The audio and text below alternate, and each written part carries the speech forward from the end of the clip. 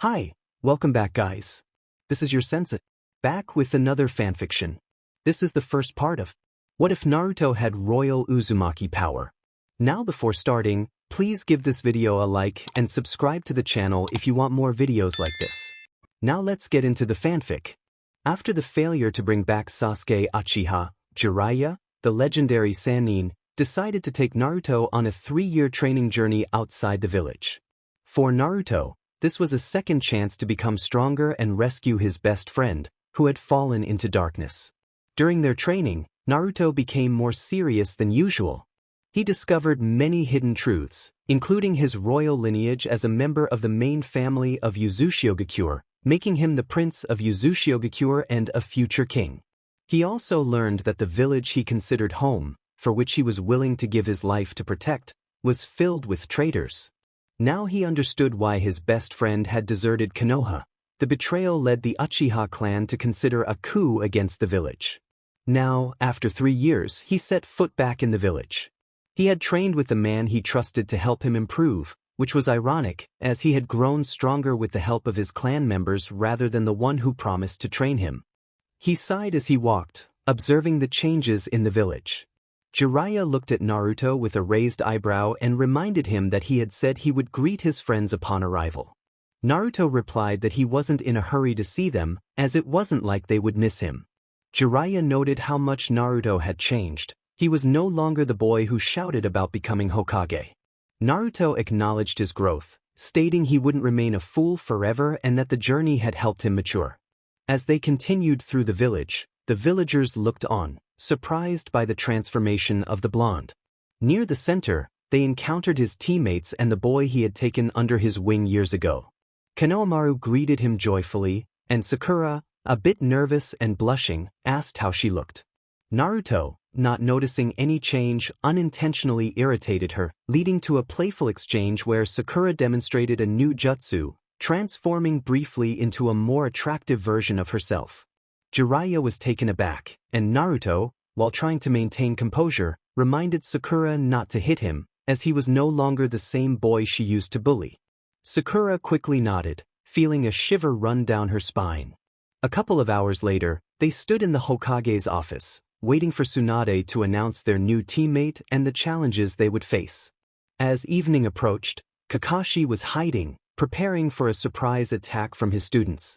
Naruto created several shadow clones and set traps throughout the forest, waiting patiently for the right moment. He sent one clone to lure Kakashi into the trap, but Sakura intervened, unintentionally triggering the explosive seals.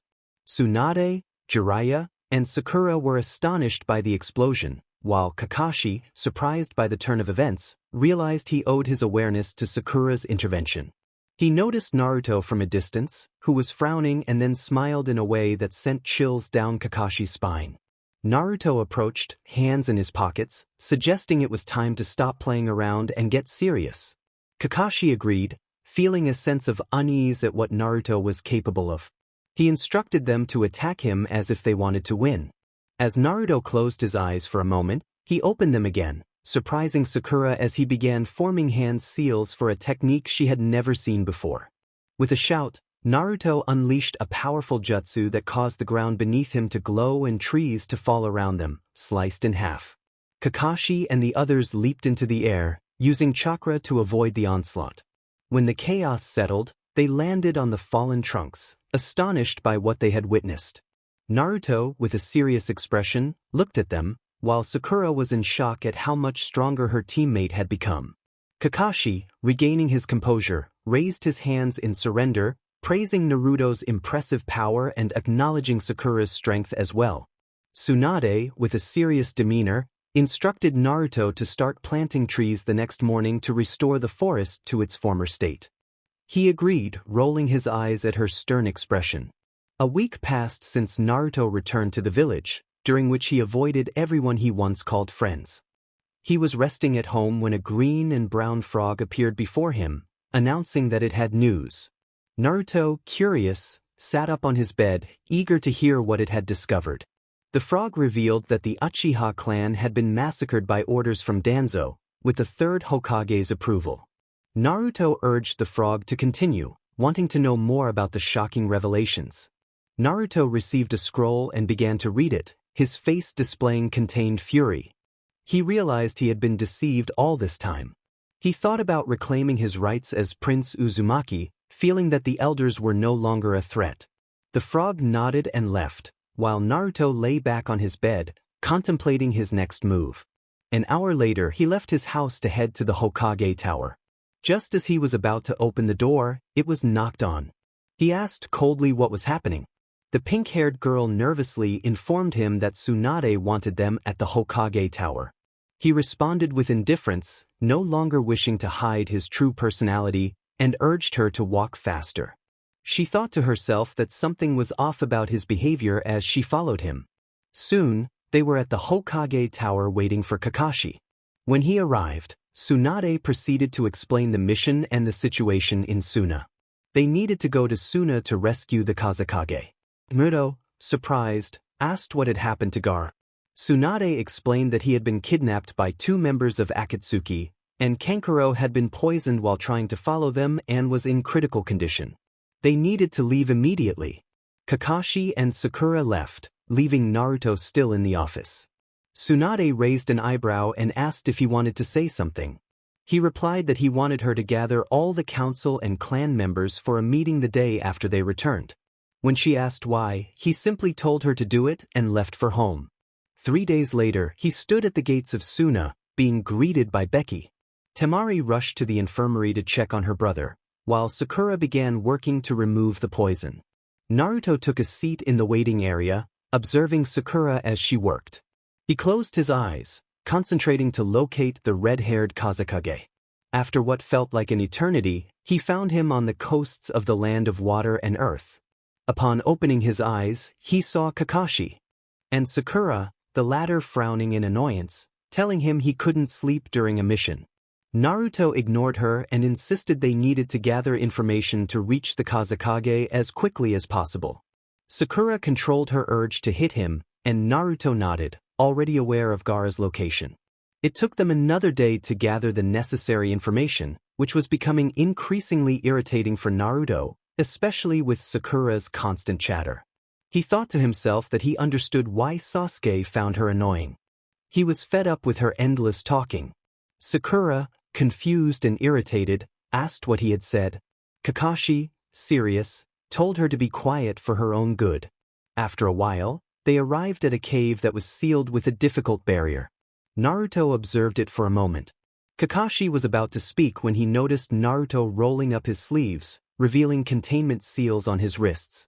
Kakashi asked about the seals, but Naruto dismissed him, pulling out paper and ink from his seal. He crouched down and began to draw patterns at an impressive speed. When he finished, he looked at the seal on the rock and announced the release of the impure seal. The seal he had drawn lifted off the paper and placed itself over the one on the rock, eliminating the previous seal.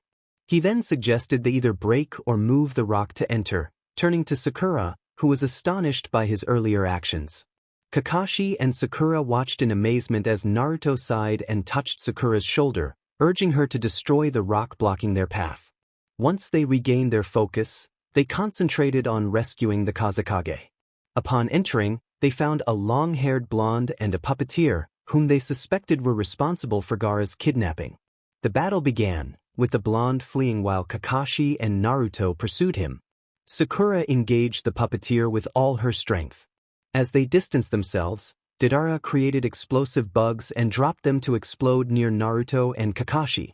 Naruto formed a barrier seal to protect them both.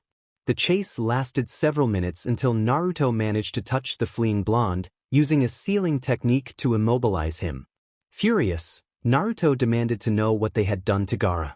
Deidara laughed, taunting him about Gaara's fate. The atmosphere shifted as Naruto's eyes turned blood red, and a menacing aura surrounded him. Kakashi felt a chill run down his spine as Naruto vowed to make Deidara pay dearly for what he had done to Gaara. Before Deidara could react, Naruto was upon him, delivering a powerful blow that sent him crashing into trees and rocks. Terrified, Deidara had never encountered someone so strong and intimidating. He coughed up blood as he tried to regain his composure, only to see Naruto approaching him with hatred in his eyes. Naruto vanished and reappeared beside Dara, grabbing him by his clothing and launching him into the air. As the sky darkened, Naruto unleashed a lightning storm upon Deidara, who screamed in pain.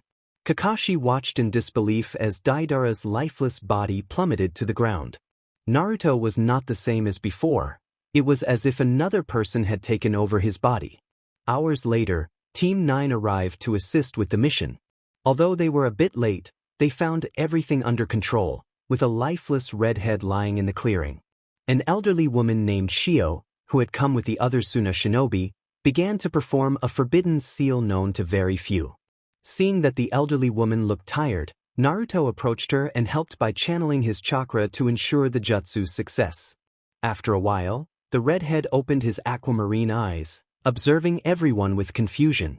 The blonde extended his hand and smiled, welcoming Gaara back to life and pointing out that everyone had come to rescue him. Gaara was taken aback by the praise he received from his friends and comrades for sacrificing himself for his village. Temari laughed as she watched her younger brother blush at the compliments from Rock Lee. Naruto and the others were happy that the mission had been a success. At the entrance of Suna, the villagers awaited them with excitement.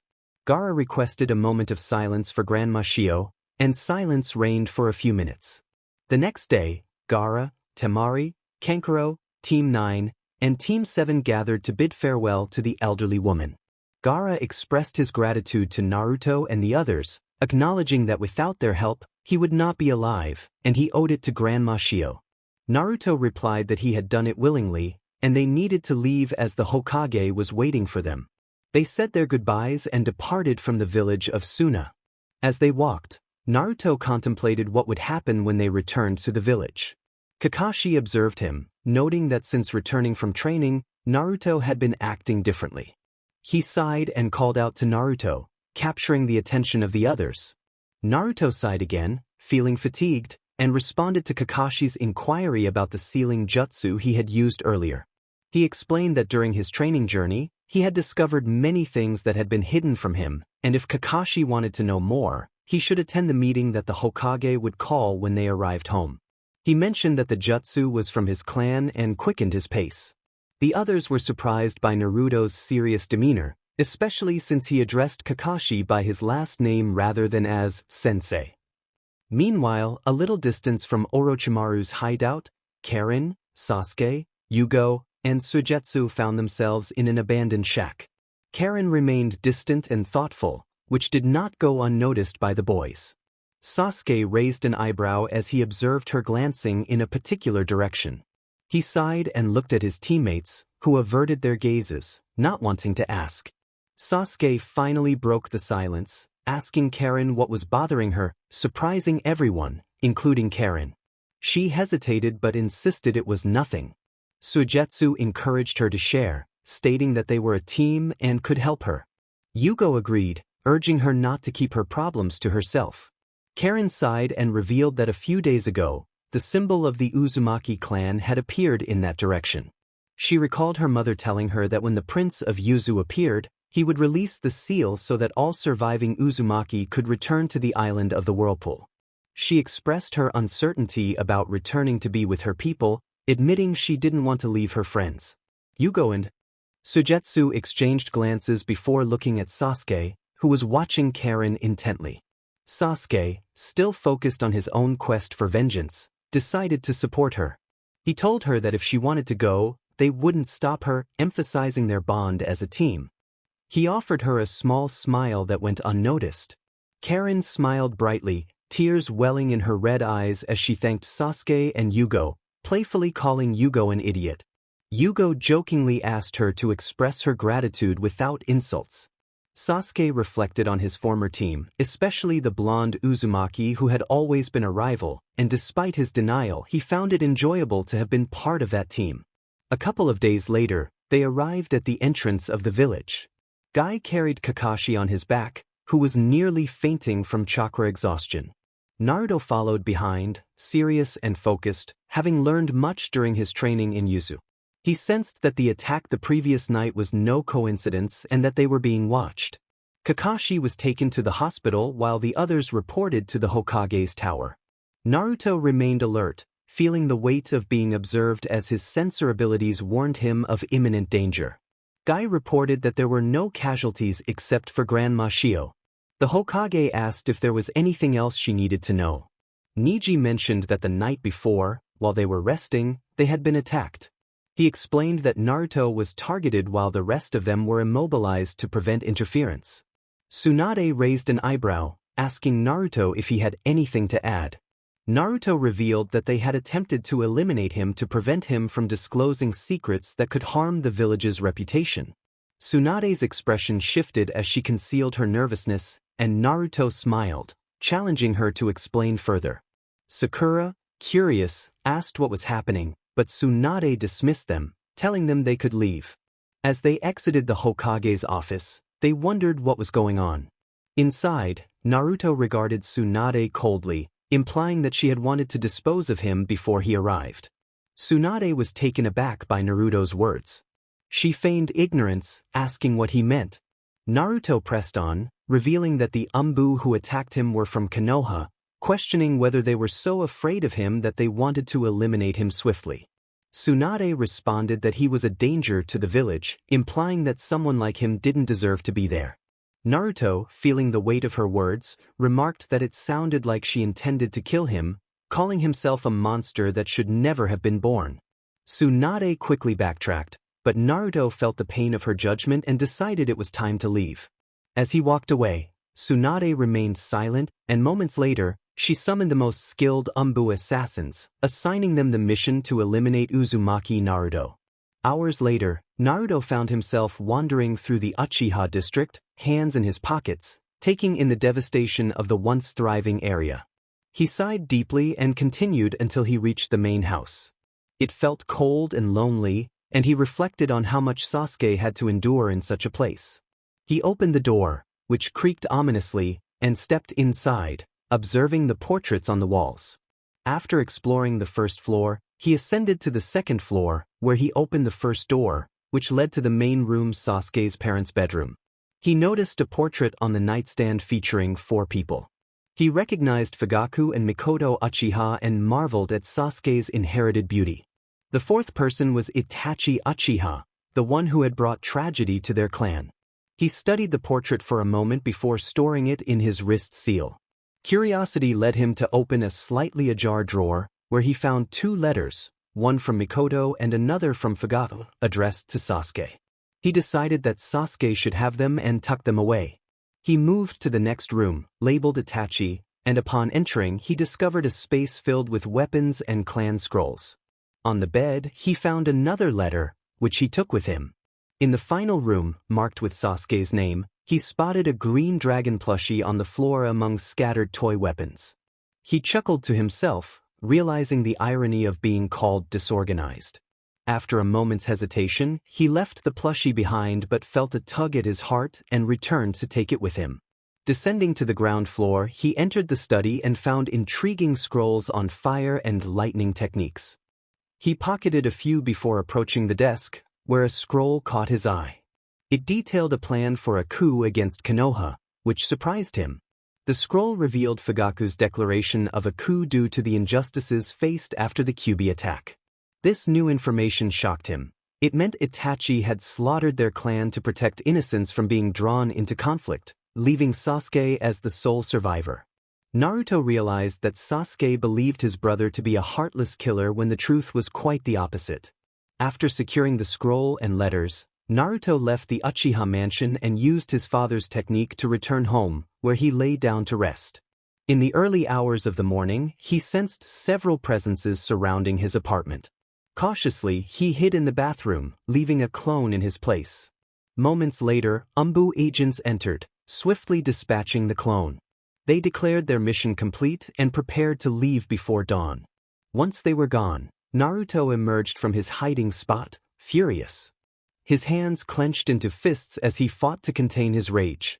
Without a second thought, he gathered some belongings and wrote letters, one for Ichiraku and another for the Hokage, before leaving the village. He contemplated how they would react to his departure. By midday the next day, news of Naruto's escape spread throughout the village.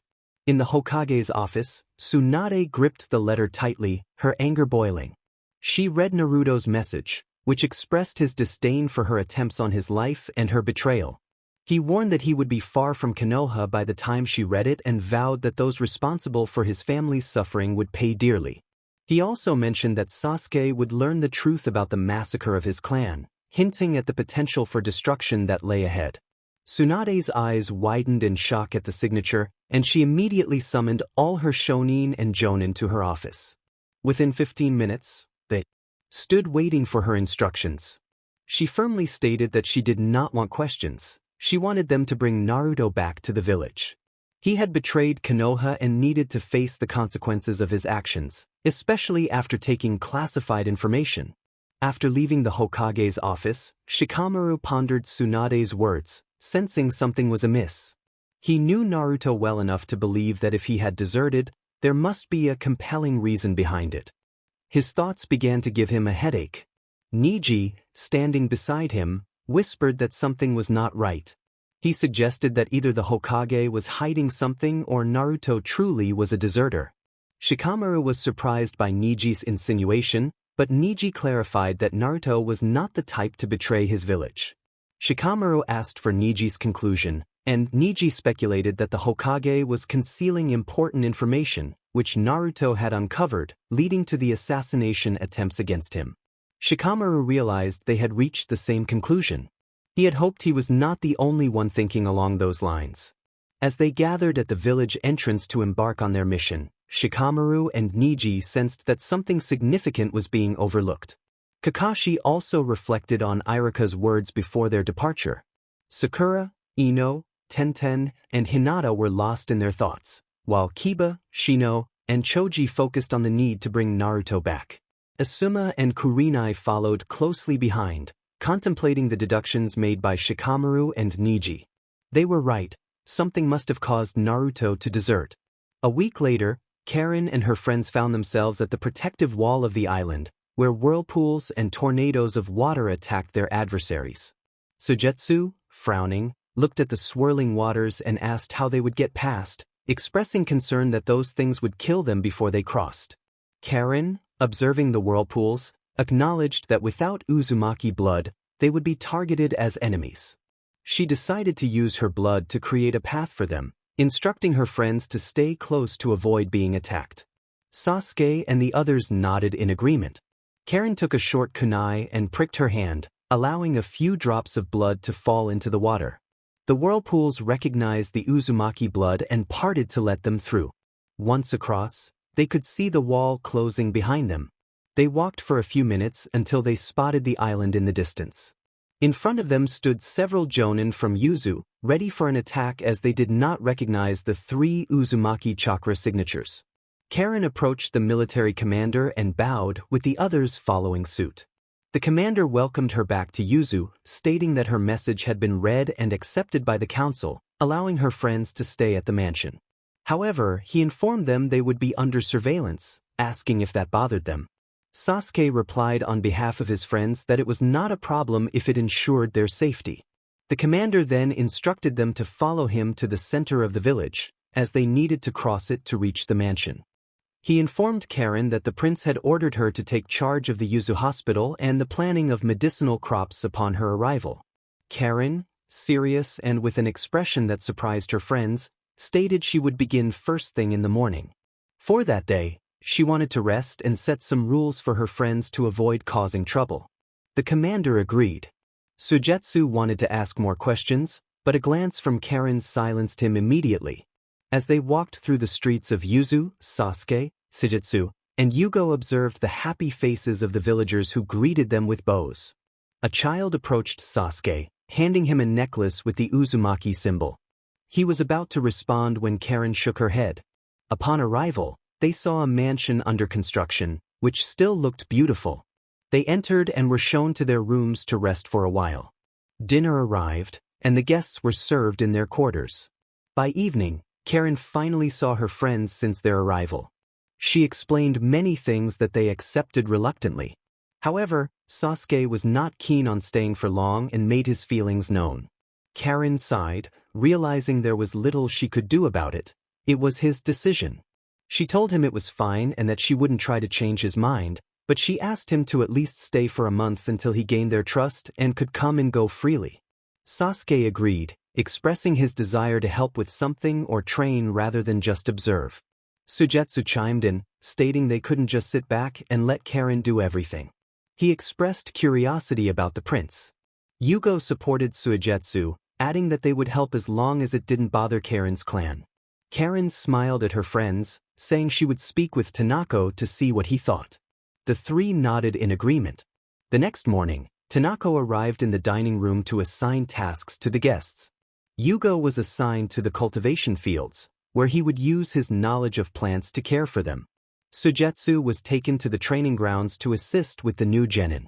Sasuke was sent to the village to help a family with their business. Days after Karen's arrival in Yuzu, the barrier turned red, and the inhabitants cheered with excitement, gathering at the island's port. Sasuke was pulled along by the child from the family he was assisting. After a few minutes, they spotted a familiar blonde hair, and Sasuke was surprised to see how much Naruto had changed. He was taller than he remembered. As Naruto approached, he heard the welcoming shouts from the crowd. He smiled broadly and raised a hand in greeting. Upon reaching the port, he was met by Tanako and Karen. Tanako introduced Karen as Naruto's cousin. Naruto acknowledged her with a bow, welcoming her back. Karen thanked him and welcomed him in return. Tanako then stated that Naruto had much to organize. As they walked through the crowd, Naruto smiled at his people, returning their greetings. Sasuke observed from the side as Karen passed by, greeting him, but Naruto did not see him as he turned his face away. Once Naruto exited the crowd, the villagers dispersed to continue their duties.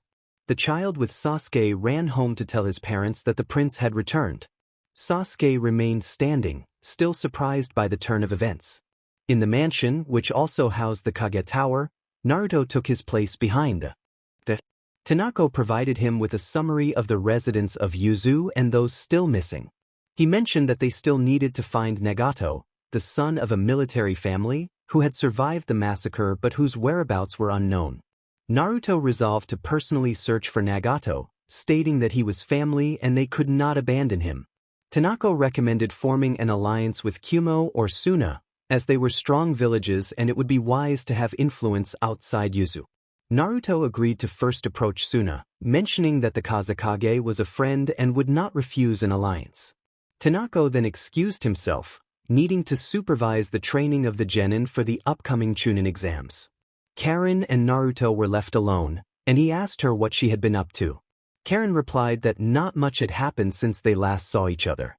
"Once, I lived in the Rain Village, but after my mother passed away, I had to serve as a medic for the injured, or I would be cast out. Later, I was kidnapped by Orochimaru, who experimented on my body. In that place, I met Yugo and Suigetsu, and we became friends. Eventually, a boy named Sasuke Uchiha arrived. He was reserved and spent all his time training.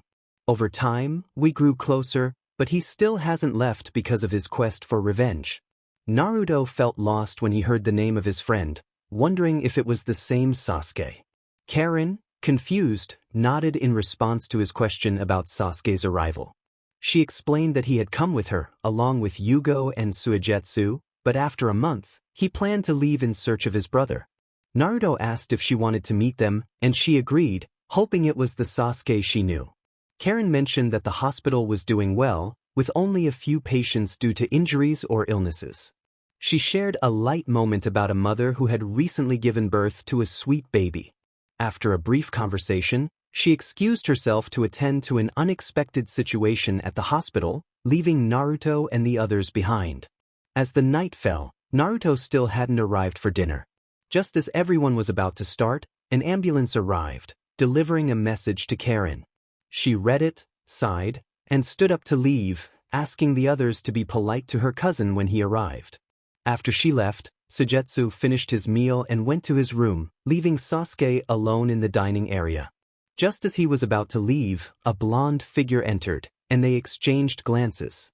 Naruto approached and sat down across from Sasuke, expressing how good it was to see him again after nearly 3 years, surprised to find him with his clan.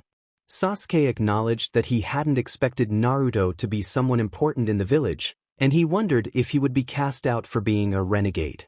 Naruto, taken aback, assured him that just because he had betrayed Konoha didn't mean he would be expelled from the village.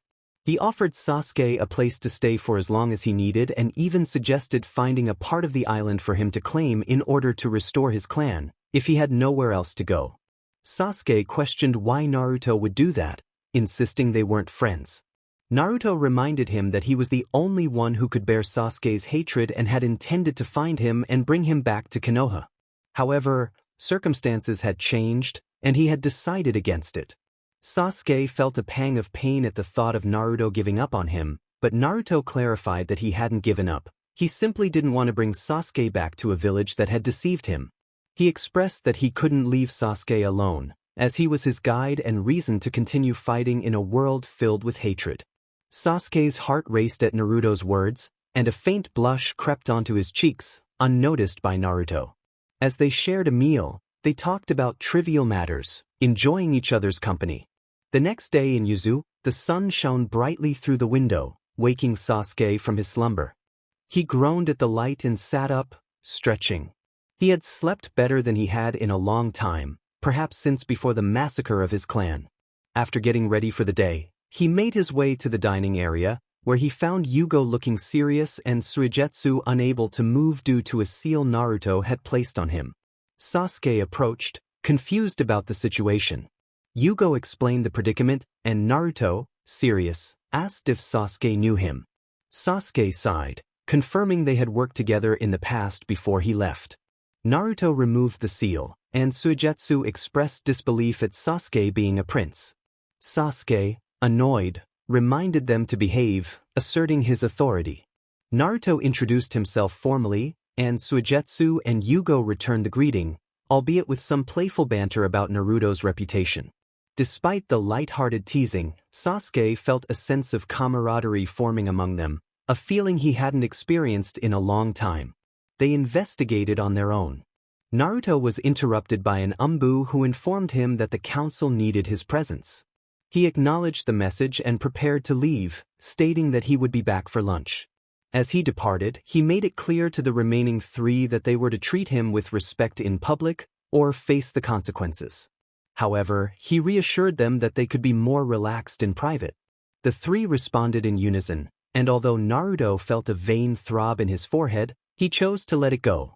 Once Naruto left, Suigetsu sighed in relief and smiled, appreciating that the blonde was not as grumpy as he had expected.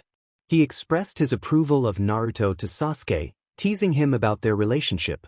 Sasuke, frowning, questioned what Suigetsu meant. Suigetsu jokingly stated that he approved of Naruto as Sasuke's partner, which made Sasuke scowl even more. Suigetsu continued to tease him, warning that he would get wrinkles if he kept frowning. Sasuke retaliated by playfully hitting Suigetsu on the head while insulting him for his foolishness.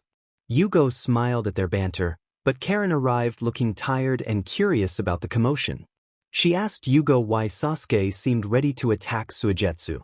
Yugo explained that Suigetsu had approved of Naruto as Sasuke's partner. Karen was surprised and expressed her ignorance about Naruto being Sasuke's former teammate. After a brief conversation, she decided to take a nap, asking Yugo to inform Sasuke when she was needed.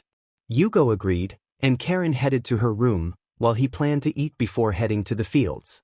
Later, Sasuke found himself in the village center, assisting an elderly woman with her shopping. Although he thought it was silly, he enjoyed helping her because it reminded him of his mother. Meanwhile, in Naruto's office, he was preoccupied with the words of the elder counselor. Although he needed to make a decision, he wanted to take his time to sort out his thoughts and feelings. The counselor noticed Naruto's distraction and asked if he was listening. When Naruto admitted he was not, the counselor pressed him to share what was bothering him. Naruto hesitated, revealing that the elders wanted him to find a wife, but he felt unprepared for that. The counselor expressed his annoyance at the elders meddling in matters that were not their concern and encouraged Naruto to consider what they had said. Naruto admitted he was confused about the situation. The counselor then asked if Naruto had feelings for someone special. Naruto struggled to articulate his emotions, describing how he felt calm and at peace when he was with that person, but also frustrated by their coldness at times. The counselor realized that Naruto was indeed in love, and when he exclaimed this, Naruto was taken aback, denying it vehemently. The counselor reassured him that love could be complicated but was not impossible. He reminded Naruto that their clan was not strict about such matters and that he could marry whomever he chose, regardless of gender, as long as it brought happiness to the family. Grateful for the support, Naruto resolved to pursue his feelings for Sasuke, determined to win him over. As the day continued, Sasuke was busy cleaning valuable items from shelves when the elderly Shikatoshi approached him, looking weary. He questioned why Sasuke was not resting and expressed his boredom from being cooped up. Sasuke offered him a seat and listened as the elder inquired about Naruto. Sasuke described Naruto as a complete idiot, but Shikatoshi saw something special in the way Sasuke spoke about him. Sasuke, realizing the elder was teasing him, denied any feelings for Naruto, but Shikatoshi continued to joke, causing Sasuke to blush in embarrassment. The two shared a light-hearted moment, filled with laughter and playful banter, which made the time pass quickly for Sasuke. Meanwhile, Naruto was deep in thought, planning how to confess his feelings, weighing the pros and cons of his approach. Dinner that evening was filled with laughter as Naruto and Suigetsu exchanged jokes and playful insults, bringing smiles to Karen and Yugo. The atmosphere was relaxed and enjoyable. Later that night, Naruto wandered the castle halls in search of something or someone, feeling frustrated and realizing he needed to ask Tanako for a map to navigate better. As he walked straight down the many hallways, he thought to himself that he was getting lost. Suddenly, a shadow moved, and both he and his companion let out startled screams, running in opposite directions. Realizing what had happened, Naruto stopped and called out to the retreating figure. He followed, saying he was Naruto.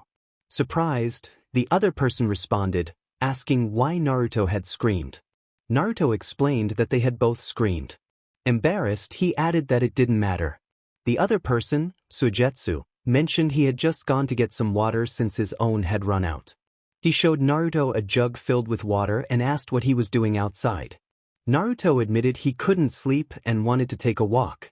Suigetsu nodded and said he was heading back since he had to wake up early the next day. Naruto wished him a good rest as Suigetsu left. After watching him go, Naruto shook his head and walked toward the west garden of the mansion to get some fresh air. Before reaching it, he noticed a silhouette illuminated by the moonlight and admired the beauty of the person for a moment. He approached quietly to avoid startling him. He softly greeted Sasuke, who was surprised to see him. Sasuke asked what he was doing there, and Naruto explained he couldn't sleep and had come to cool off for a moment. An awkward silence settled between them, and Naruto hesitantly asked how Sasuke had escaped from Orochimaru. Sasuke replied simply that he had defeated him. Naruto looked at the beautiful full moon, feeling the weight of silence. Unsure of what else to ask, he finally spoke up, asking Sasuke why he always followed him. Sasuke, not meeting Naruto's gaze, questioned why Naruto considered him a friend. Naruto, feeling frustrated, pointed out that Sasuke had interrupted him. He stepped closer, confessing that he liked Sasuke a lot. In a sudden move, Naruto grabbed Sasuke by the waist and kissed him passionately. Sasuke was taken aback and blushed at Naruto's boldness. He tried to push Naruto away, but Naruto's strong arms held him in place. As the moment passed, Sasuke began to yield to the kiss, closing his eyes and surrendering to the sensations. When they finally parted, the air between them felt charged. Sasuke kept his eyes closed while Naruto smiled at his reaction. Apologizing, Naruto expressed his confusion about what he had done. Sasuke questioned what Naruto hoped to achieve by kissing him. Naruto feigned ignorance, but Sasuke insisted he knew what he meant. Naruto admitted that he had been repeating his feelings for 3 long years but still didn't understand why he felt this way. He gazed at the moon, admitting that it hurt to see someone he loved not feel the same way.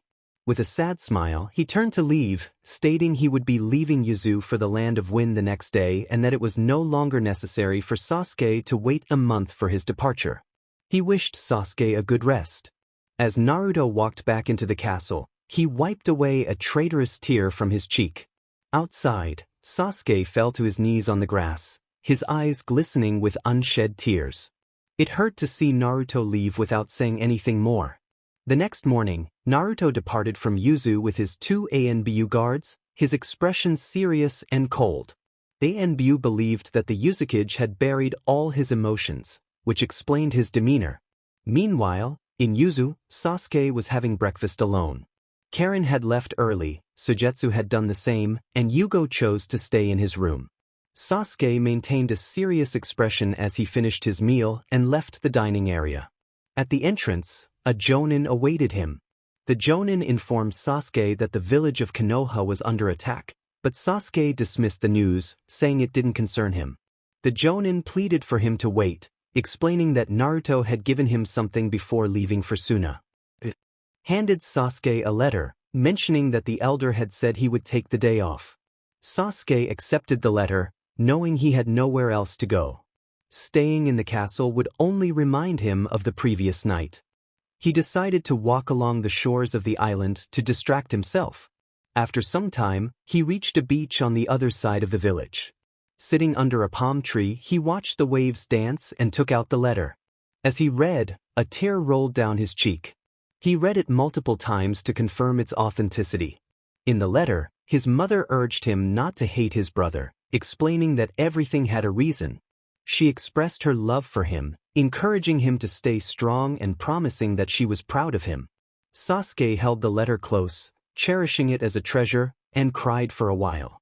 The sun dipped low on the horizon as he sat under the palm tree, reflecting on many things, including how Naruto had obtained that letter.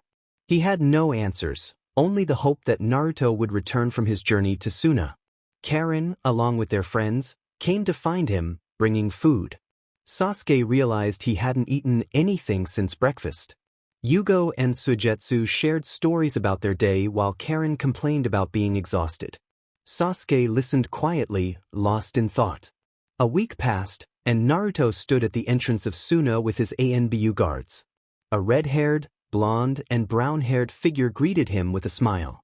Gaara welcomed Naruto, hoping his journey had not been difficult. Naruto responded that there had been no problems on the way. Gaara invited them into the village, and as they entered, Temari and Kankuro were surprised by Naruto's transformation since the day they rescued Gaara. He wore a serious and calculating expression that made him appear more mature. Gaara smiled at the change in his friend as they made their way to the Kage Tower to discuss the alliance. Back in Yuzu, a small dispute was taking place among the village elders.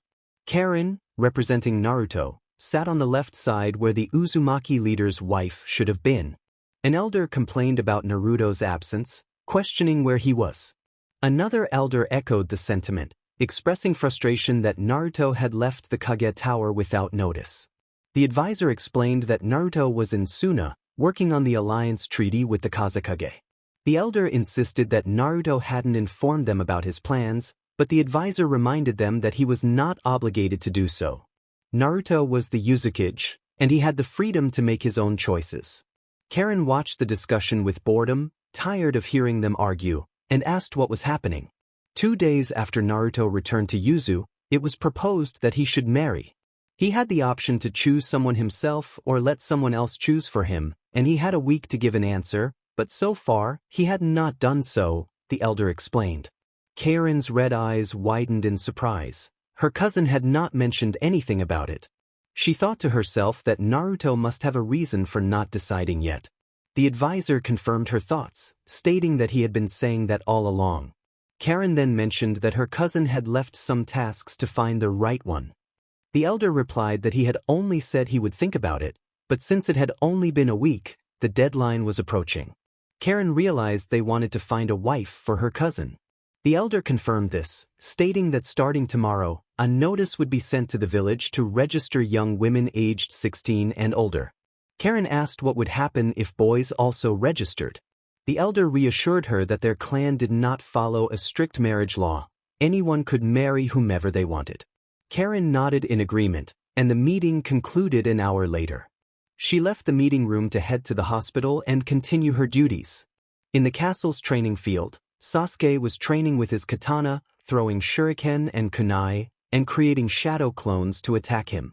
The sunset painted the sky in hues of orange and pink. He had trained all day and lost track of time, missing the chance to go to the village with the elder Shikatoshi and his grandson. He smiled at the thought of being scolded by the elder and having to apologize. Sasuke sat on the ground to catch his breath, and the image of Naruto came to his mind. He wondered what Naruto was doing, probably with the sandy raccoon.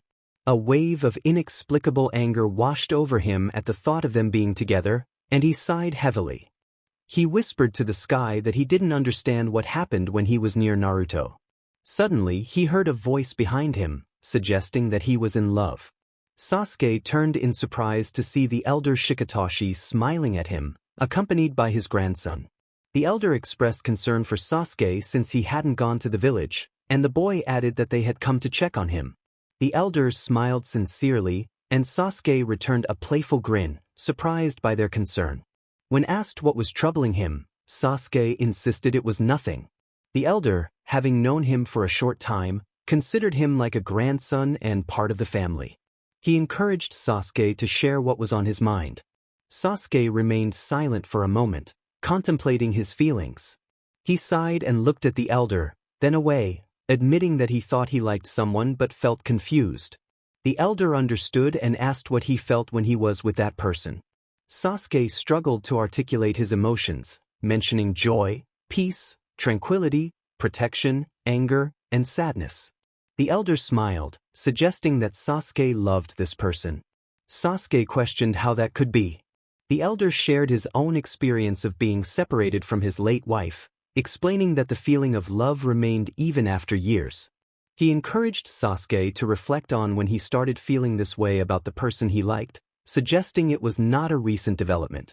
Sasuke listened in silence, absorbing the elder's words. The elder reassured him that loving someone was not a bad thing. It meant having someone who supported him and brought happiness. He took Sasuke's hand, urging him not to let hatred consume him. He reminded Sasuke to consider what would happen after he achieved his goal of revenge. The elder advised him to seek understanding rather than resort to violence, suggesting that he could choose to let the person live with the consequences of their actions or end their life and grant them an easy escape. He encouraged Sasuke to think about everything that had happened and decide whether he wanted to be happy or sink into darkness alone. With that, the elder left Sasuke to ponder his thoughts, telling him he could return home whenever he wanted. Since his time in the academy, Sasuke had always watched Naruto, amused by the pranks he pulled on the Jonin, Chunin, and even the teachers. Despite how the village treated him, Naruto always smiled, promising to protect those he cared about and to become Hokage. When they ended up on the same team, Sasuke felt a surge of happiness, thrilled that they would be together. Their missions, though simple, were filled with fun, and he cherished the memory of the time they tried to see their sensei's face. During the Chunin exams, Sasuke experienced a different emotion while watching Naruto fight Orochimaru in the Forest of Death. It was incredible, but anger surged within him at the thought of Naruto growing stronger while he felt weak. Yet, he was also glad to see Naruto surpass his limits. In the combat arena, Sasuke's experience was less favorable. He was the first to fight and ended up exhausted, leading to his sensei sealing the cursed mark on him. During the final test and the invasion, Naruto demonstrated even greater strength, but Sasuke's anger blinded him, causing him to abandon the village and leave everything behind. As he trained with the Snake Sage, his life became monotonous, stuck in the same routine day after day. He regretted leaving the village, but there was no turning back. He needed to grow stronger to confront his brother. As time passed, he met those he now called Team Hibi. Karin and Suigetsu reminded him of when he and Naruto used to fight, and he cherished those moments as they brought back memories of his old team. Yugo was a different story. He was always quiet, supporting the girl and their friend. After a long time, he defeated Orochimaru while he was sick, and they fled from that cave. They wandered for months until the girl brought them to Uzushiogakure to start anew. He met many kind people who accepted them without questioning their past or where they came from. They simply welcomed them. Sitting under the stars, he reflected on everything that had happened to bring him to this point. Karin approached him, sitting down beside him, and asked what he was thinking about. He shared his thoughts about his brief time in the village of Konoha, how he left, and how he lost contact with everyone. He mentioned how he had met all of them and others since then. Karen wondered if he was thinking about returning to Konoha. He had planned to go back once he finished dealing with Itachi, but he learned that the person he intended to return for had been exiled. He questioned the point of going back if that person was no longer there. Karen reminded him about his friends, but he insisted he had never had friends. She pressed him, asking what he thought he would do next. He admitted he wasn't sure but thought he might seek out Itachi to hear the truth from him directly. Karen agreed that it was a fair approach but asked what he would do afterward. He contemplated asking Naruto if he could stay in the village, no matter where it was. Karen pointed out that her cousin might not let him leave so easily. She then asked him a question, wanting him to answer honestly. He nodded in acknowledgement. She asked if he liked Naruto. Sasuke's face flushed with an adorable blush that Karen noticed, and she smiled, sensing his hesitation to respond. Karen explained that the council planned a challenge for all the young men and women of Uzumaki and beyond to compete for the title of Naruto's royal spouse.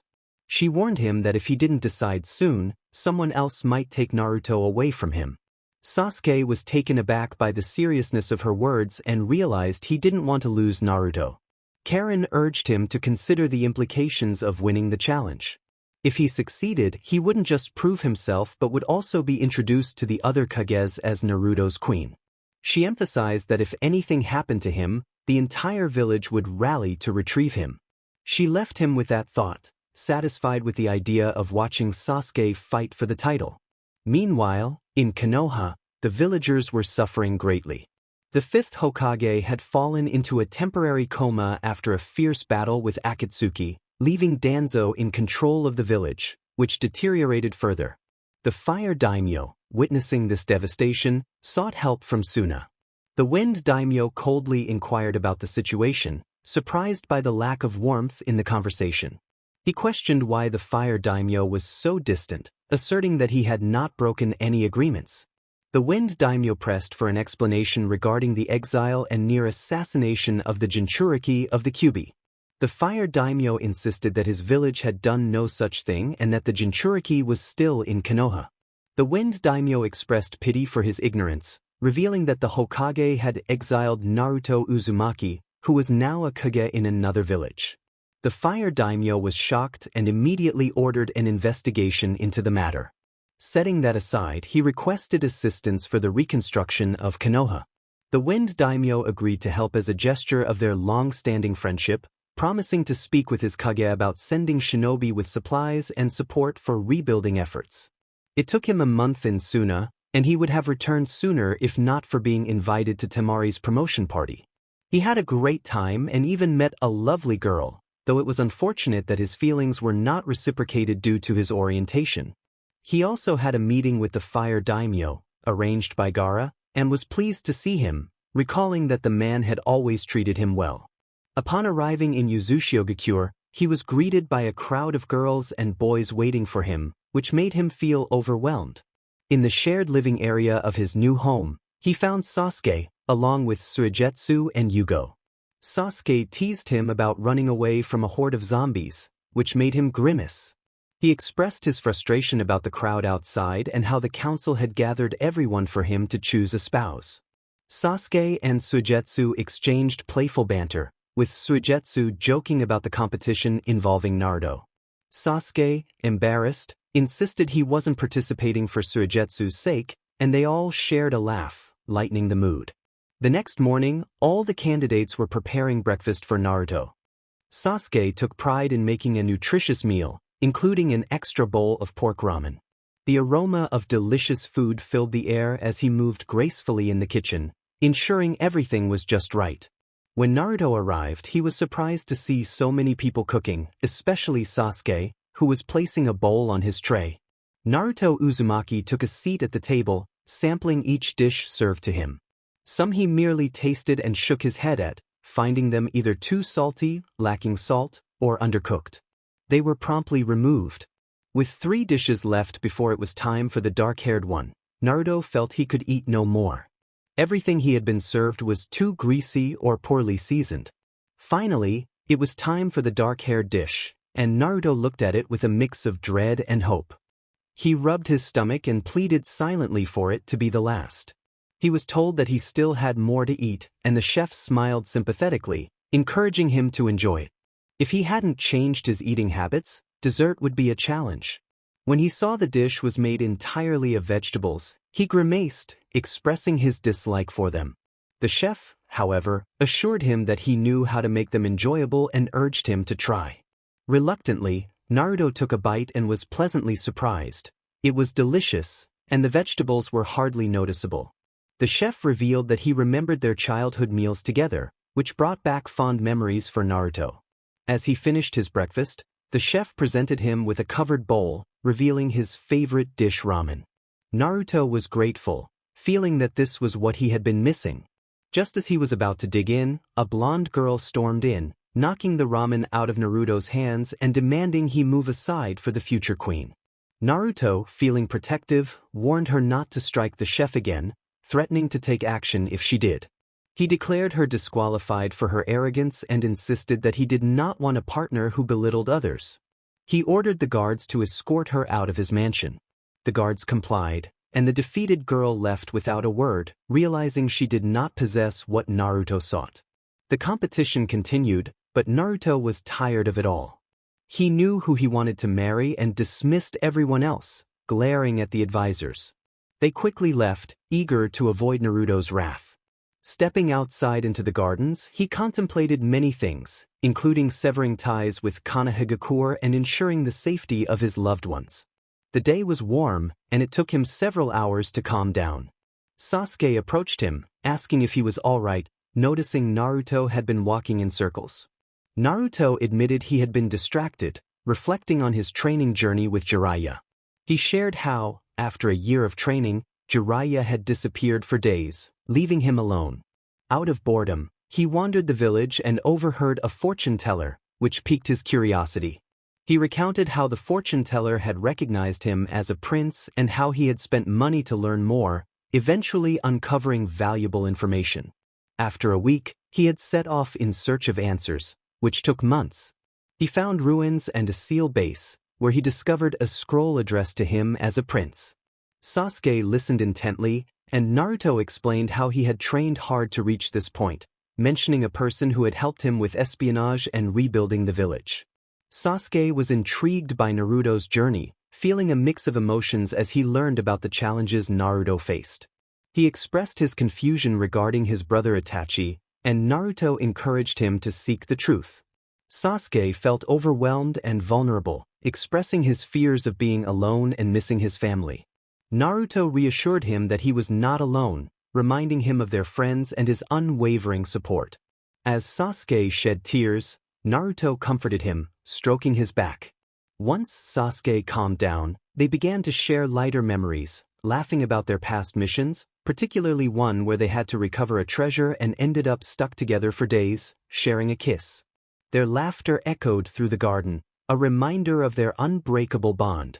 Just then, a Jounin approached them, announcing that they had visitors. When asked who it was, the Jounin revealed it was Gaara, the Kazekage, who wished to speak with Naruto. Naruto instructed the Jounin to come to his office in a few minutes. The Jounin nodded and left. Sasuke, feeling a bit irritated, remarked that he didn't know Gaara was familiar with the path to Uzumaki. Naruto explained that he had left some instructions for Gaara regarding his visit. Understanding this, Naruto urged Sasuke not to keep Gaara waiting. As they walked together, Naruto gently squeezed Sasuke's cheeks, expressing that he wasn't interested in Gaara, but rather in Sasuke, whom he considered the right one to be his partner and the future mother of his children. Sasuke blushed furiously at the last comment, feeling overwhelmed by Naruto's affection. Naruto then offered a sweet kiss filled with emotion and invited Sasuke to accompany him to the office. Sasuke hesitated, not wanting to be a bother. However, Naruto reassured him that he wouldn't be a nuisance and encouraged him to come along.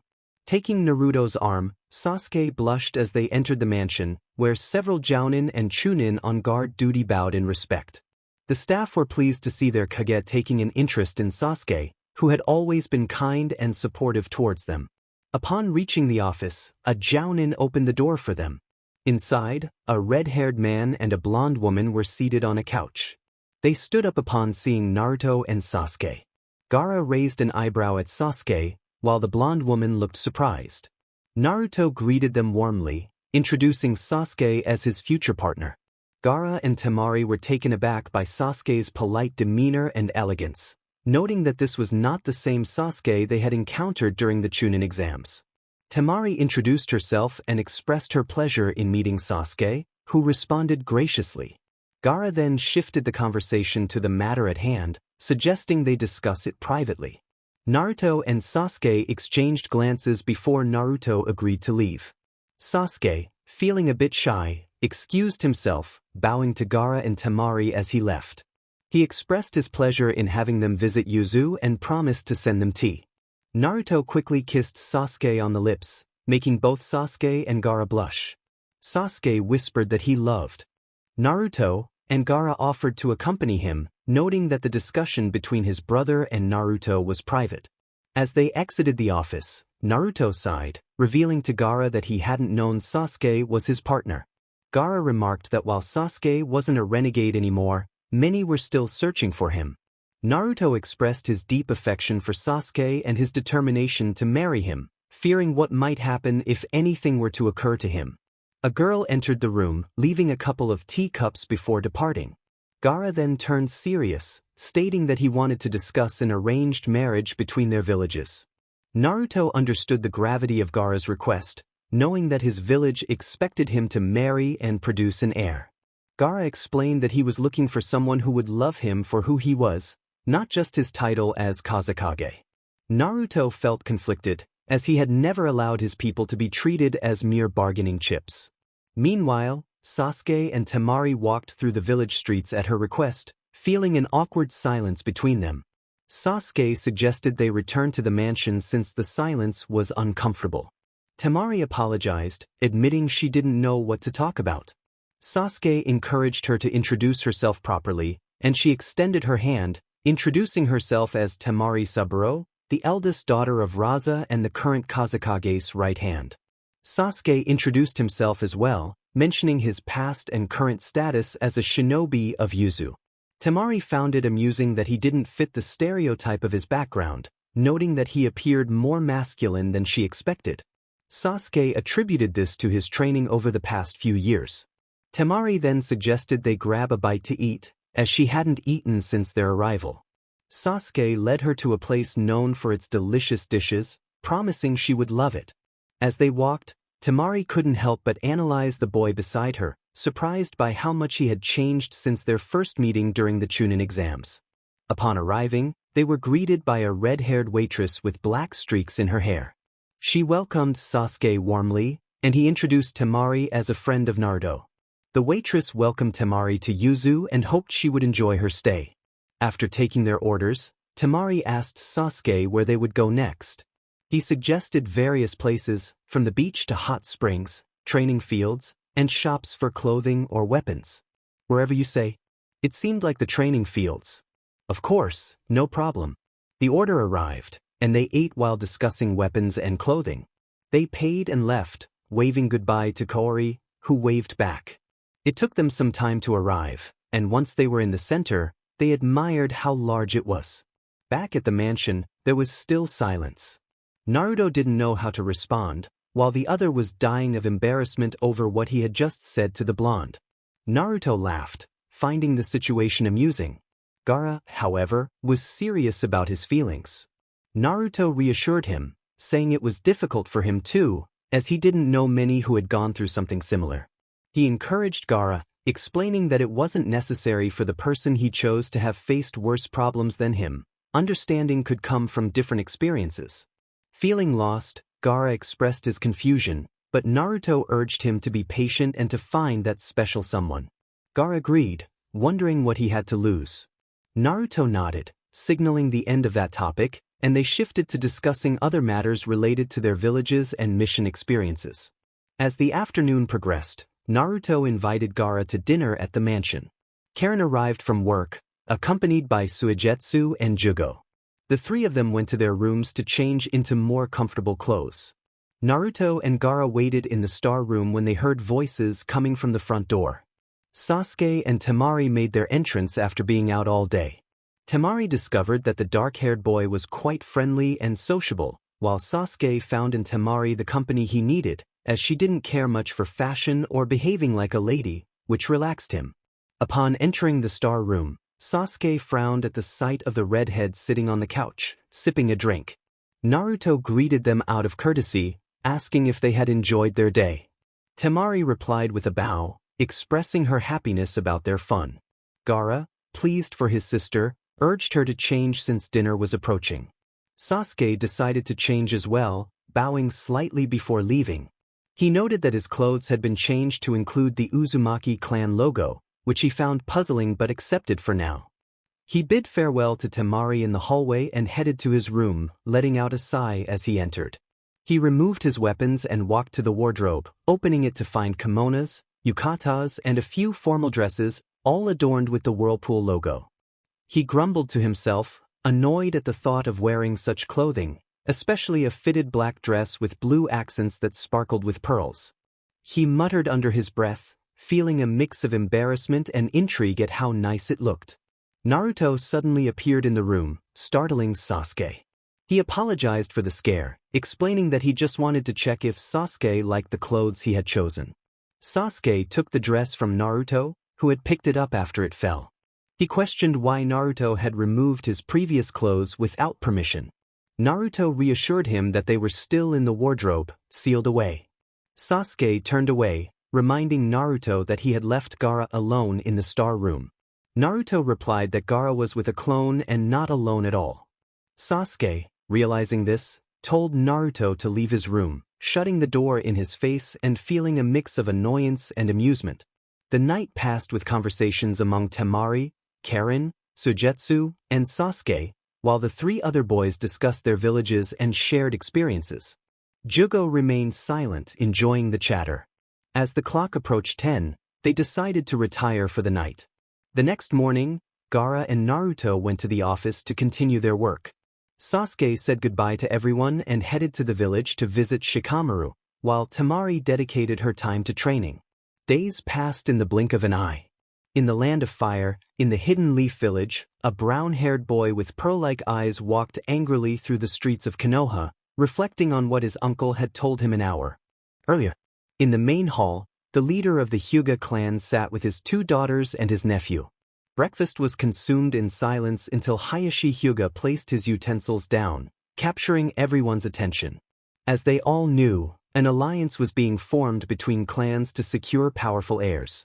The three nodded in agreement as Hayashi continued, stating that Hinata would marry the heir of the Aburame clan. Hinata was about to protest, but Hayashi cut her off, insisting that the decision had been made and accepted by the council. Sadness washed over Hinata as she complied, while her younger sister looked on with concern, and Niji's eyes widened in disbelief. Hayashi then addressed Niji, informing him that, due to his status, he too would marry the heir of the Nara clan. Niji vehemently refused, expressing his anger and frustration at being treated like a mere pawn. He declared he would rather die than comply. Hayashi slammed his hand on the table, asserting that Niji had no choice but to obey as a member of the branch family. Niji, filled with rage, stormed out of the room, leaving his cousins worried. Arriving at the training field, Niji began to strike the practice dummies with such fury that he didn't notice he was hurting his hands. He raged against the man who dared to decide his fate, repeating his disdain. It took nearly an hour for his anger to subside, but he remained frustrated that others could dictate his life as if he were their possession. He sighed in frustration as he looked at his injured hands. Although he felt no pain at the moment, he knew that once the adrenaline from his anger wore off, the pain would be unbearable. He couldn't believe what his uncle was capable of for the clan's prestige. He was tired of the foolish rules imposed by the council. With a weary sigh, he collapsed onto the green grass of the field, watching the white clouds drift slowly by, carried along by the wind. He wondered if he could be free from it all, if he could find a place where he wouldn't feel like the guardian of a girl who couldn't protect herself. He contemplated what would happen if he deserted his clan and everything associated with it. He sighed again, the third time that day. In the distance, he heard some voices approaching, but he remained unmoved. He spotted Tenten, Sakura, and Lee, who was running toward him. Lee called out to him, expressing concern about his absence. Niji merely turned his gaze away, not responding. Tenten, worried, asked if he was okay and mentioned that Hinata had been looking for him. Niji insisted he was fine, urging them not to worry. Sakura, trying to lighten the mood, congratulated him on his supposed engagement, surprising everyone. Lee, taken aback, asked if it was true. Niji averted his gaze, and the others took that as confirmation. Tenten looked at him sadly, realizing that the boy she had always liked was going to marry someone else. Meanwhile, in Kakashi's apartment, he and his friend Irika sat across from each other, sipping tea. Both were saddened by Naruto's departure. Kakashi expressed his frustration at the situation, lamenting how long it had been since Naruto left and how Team 7 had fallen apart. Irika understood, sharing that he missed Naruto too, but they could only wait for a sign from him. Kakashi vented his impatience, declaring he couldn't stand being in the village any longer. Irika reminded him of their promise to Naruto to wait until he was stable wherever he was. Kakashi agreed to hold on a little longer but warned that if Naruto didn't return in a month, he would desert the village. Irika promised to go with him if that happened, and they decided to continue as usual, without raising any suspicion. At Ichiro Ramen, Team 10 enjoyed bowls of the delicious noodles that their friend Naruto loved. Ino sat silently, feeling the absence of the blonde boy. Choji noticed her distracted demeanor and asked if she was okay. Shikamaru raised an eyebrow, sensing something was off. Ino forced a smile, assuring them she was fine, but they could tell she was not being truthful. She admitted she missed Naruto, and Shikamaru urged them to have faith that he would soon give them a sign of life. He reminded them that it was Naruto they were talking about, a boy full of surprises. Ino hoped he was safe, and Shikamaru assured her he would be. 3 days later, in the Hokage Tower, Tsunade was furious with her assistant Shizun and the present Jounin. She slammed her fist on the desk, cracking it, and expressed her anger at their failure to capture a certain boy. A Jounin explained that he had escaped and was now stronger. Tsunade scolded them for their incompetence and ordered them to leave her office. Shizun, scared, tried to calm her down, suggesting she think clearly. Tsunade smiled wickedly, instructing Shizun to bring Team 8 and Team 3 to her. Hours later, the teams arrived at the Hokage Tower, with Sakura tagging along out of boredom. Niji knocked on the door, and they were shocked to see Kakashi tied up and unconscious in a chair. Sakura was the first to speak, questioning why Kakashi was restrained. Tsunade explained that he had defied her and needed to pay for his recklessness. Lee attempted to protest, but Tsunade dismissed him.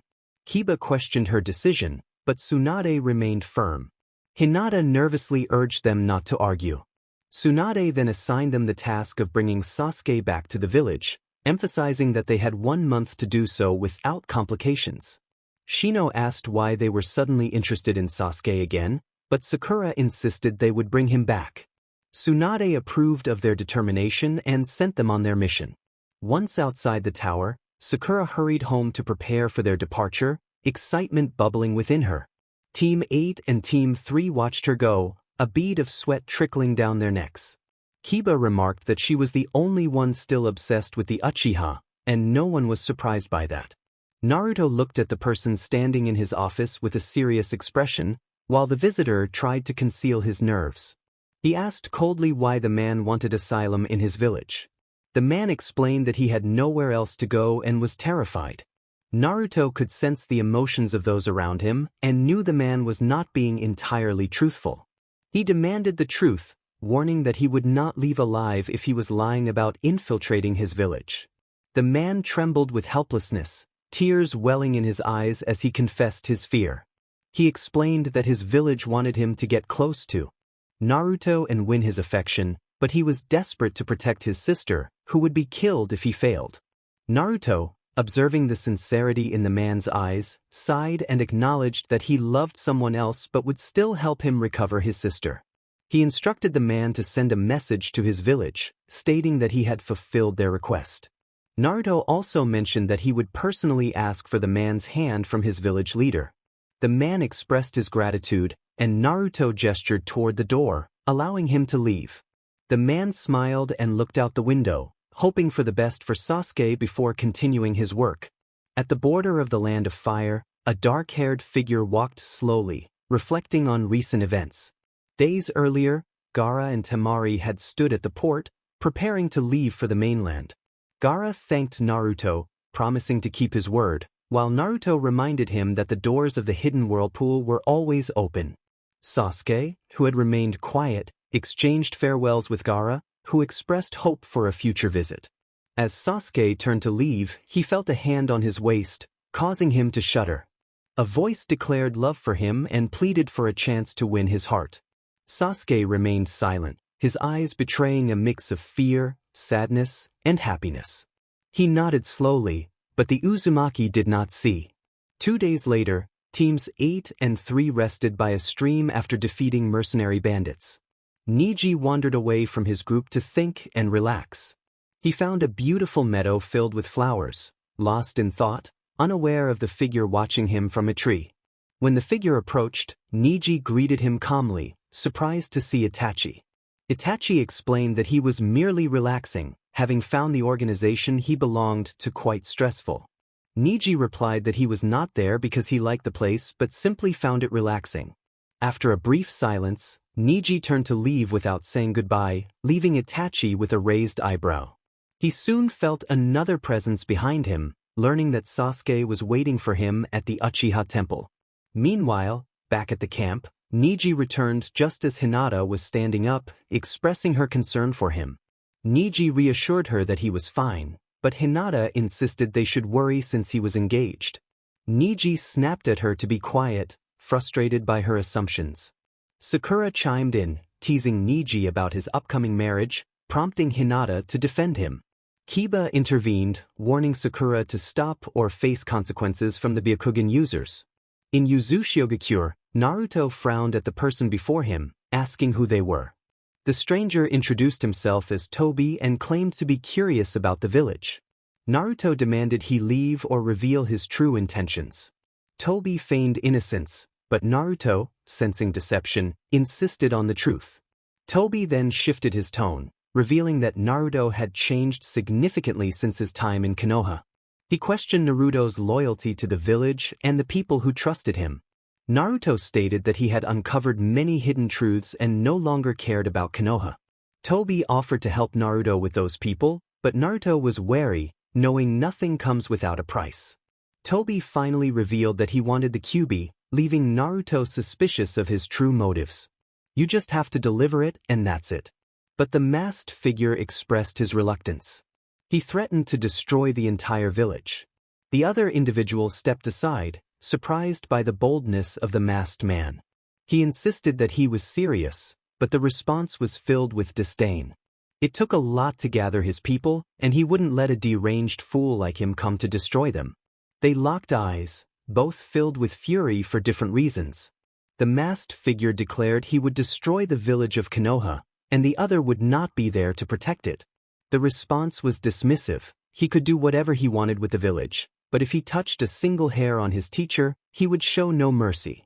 The last words were growled with irritation, and his crimson eyes glinted with intensity. The masked figure was taken aback and warned that he was being given a chance to leave before his allies arrived and turned him into mush. He departed in a vortex, still surprised, and frowned as he found himself outside the Uzumaki village. At the Uchiha Temple, two brothers exchanged glances filled with unspoken emotions, yet neither initiated a fight or conversation. The younger brother sighed and took a seat on a step, while the older Uchiha watched him closely. He questioned whether the younger brother was unwilling to fight, wondering if he had no intention of killing him. The response was that if he truly knew what he was capable of, he would have already done it. The older brother pressed for the truth, wanting to hear it from his sibling's own mouth. The younger brother insisted there was no truth to share, but then revealed letters he had received from the Uzumaki, tossing them at the feet of the older Uchiha.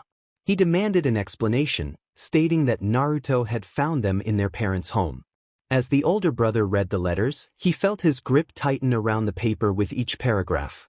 He glanced at his younger brother, who was watching him intently. With a sigh, he sat down beside him and asked what he wanted to hear. The younger brother requested everything from the beginning. The older brother began recounting events after the Kyuubi attack, explaining how the Uchihas were exiled and placed under surveillance.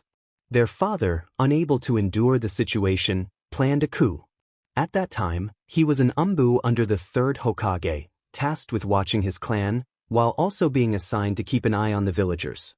Years passed, and the villagers began to speak ill of them. Their father grew angry and set a date for the coup. The older brother informed the Hokage, but the situation escalated when Shisui was ambushed and took his own life, passing on his right eye to the older brother. He was then forced to choose between saving his clan or the village, and he chose the village, resulting in the massacre of their clan, but with the condition that he would spare the younger brother's life and protect him, all without the Hokage's knowledge. The younger brother was taken aback, realizing that despite what he might have thought of him, his older brother had protected him. The older brother expressed that he didn't care about his younger brother's thoughts at that time. His only concern was keeping him safe. The younger brother apologized, but the older brother reassured him that there was nothing to forgive and embraced him warmly. They remained in that position for a moment until the older brother recalled something and asked about Naruto, curious about his connection to the younger brother.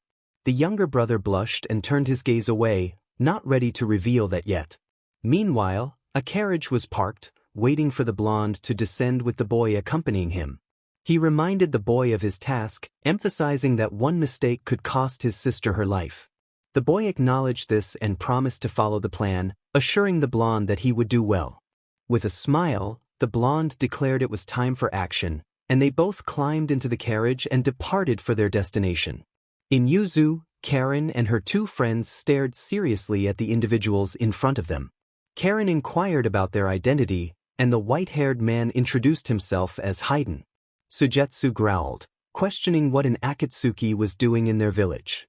Haiden responded with sarcasm, noting their unkindness. Karen expressed her annoyance, stating that their leader had sent them to negotiate with the Uzumaki. The response was that their Kage was away negotiating with another small village and that the Uzumaki had no dealings with an organization seeking to extract their bijou.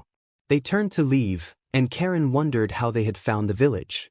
Jugo suggested they stay alert, while Suigetsu expressed frustration over the Kage making deals with other villages. Karen reminded him that it was the Kage's duty to establish ties with neighboring villages, leading to a playful scuffle between them. Jugo shook his head, watching the direction the two Akatsuki had gone. In Konoha, the village faced a power crisis with multiple enemy attacks. In the Hokage Tower, a father and daughter stood before Tsunade, looking serious. She asked what they wanted, and they requested permission to leave the village, explaining that their business had failed and they could no longer endure staying there. Tsunade agreed, surprising them with her ease. They expressed their gratitude and exited the tower to begin closing their shop and packing their belongings. As they walked through the streets, they heard the shocking news that Naruto's teacher had been found beaten and on the verge of death in an alley. They exchanged worried glances and rushed to Yumino's apartment, where they hoped the Hatake would be recovering. Minutes later, they arrived and were greeted by Irika, who welcomed them inside. He informed them that Kakashi was doing a bit better and led them to the room where Kakashi lay asleep, still under anesthesia from his injuries. They entered quietly, filled with concern. The daughter murmured about Kakashi's condition, noting that he seemed to sleep most of the time, only waking for light meals and water before drifting back to sleep. The father expressed his admiration for Kakashi, recalling how he would often accompany Naruto to the Ichiraku. Tucci looked at the silver-haired boy sleeping and sighed, acknowledging the situation. They decided to leave him undisturbed and exited the room to join Irika in the living room, where he served them glasses of water and juice. Irika expressed his concerns about Naruto's absence, noting that it would soon be a month since he left. He and Kakashi had considered deserting, but given recent events, he doubted they could follow through. Tucci and Ayam exchanged surprised glances before understanding Irika's reasoning. Tucci nodded and announced that he and Ayam planned to leave the village soon, unable to tolerate the hypocrisy any longer. Irika, feeling a wave of sadness, lowered his head for a moment. Ayam was about to speak when Irika interjected, expressing concern for Kakashi's safety, fearing that the Hokage would come for him once she learned he was with Irika. Tucci assured Irika that they would help Kakashi but warned that he would need to stay outside the village due to the current checks on vehicles entering and leaving. Irika expressed his gratitude, stating that Kakashi was like a brother to him and he didn't want anything to happen to him. They agreed to meet in a few days, and as they prepared to leave, Irika wished them well, hoping everything would go smoothly. Meanwhile, Naruto and the boy arrived at the village where the latter's sister resided. They were greeted by the leaders and others, with Naruto maintaining a serious and calculating demeanor, ignoring the onlookers. The village leader welcomed Naruto, expressing his hopes for a long life. Naruto, feeling the tension, lightly squeezed the boy's arm, trying to mask his own nerves. The boy, anxious to see his sister, looked to the leader for reassurance. The leader assured him that his sister was fine, though Naruto sensed the insincerity in his words. They were led into the main hall, where servants attended to them. As they walked side by side, Itachi remained silent, gazing ahead. Sasuke sighed heavily and questioned where they were headed. Itachi replied that they were going to his new home, urging Sasuke not to be foolish. Sasuke expressed his disbelief, reminding Itachi of their parents and the history of their clan in Konoha. Itachi dismissed his concerns, and they continued on their path. As they approached a bridge, Sasuke sensed something was off and remained alert. Itachi climbed onto one of the boats, raising an eyebrow at Sasuke's hesitation. Sasuke, feeling uneasy, finally boarded, voicing his discomfort. Itachi, annoyed, told him not to say foolish things, and Sasuke focused on rowing. In the village where Naruto had arrived, he felt the leader's greed and ambition. If it weren't for his kind heart, he would have dealt with the people who looked at him with disdain long ago. The village leader inquired about the wedding plans, and Naruto expressed his confusion over the urgency, explaining that his clan had a tradition of knowing their betrothed for a year. The leader suggested they would have to wait to celebrate the wedding, and he maliciously inquired about the boy's sister. Naruto firmly stated that she would accompany them, as she was the boy's only family. The leader feigned a smile, hiding his displeasure, and agreed to prepare for her departure. In the forest near the river connecting to the Whirlpool Sea, Kakashi had recently awakened after leaving Konoha. Ayam prepared soups and broths for him to regain his strength. They paused to rest before continuing their journey. Kakashi expressed his gratitude to Tucci and Ayam for bringing him along, and Ayam nodded, recalling her own past as a shinobi. Kakashi smiled beneath his mask, acknowledging their concerns about his safety. Tucci explained that they were searching for clues about Naruto in nearby villages before heading to him. Kakashi, feeling the weight of age, joked about being too old for such travels, prompting laughter from Tucci and Kakashi, while Ayam rolled her eyes but eventually joined in the laughter. Another day passed in Uzumaki, where Sasuke arrived with Itachi. He had no trouble entering, thanks to a bracelet made from the blood of the Uzumaki leader, Naruto.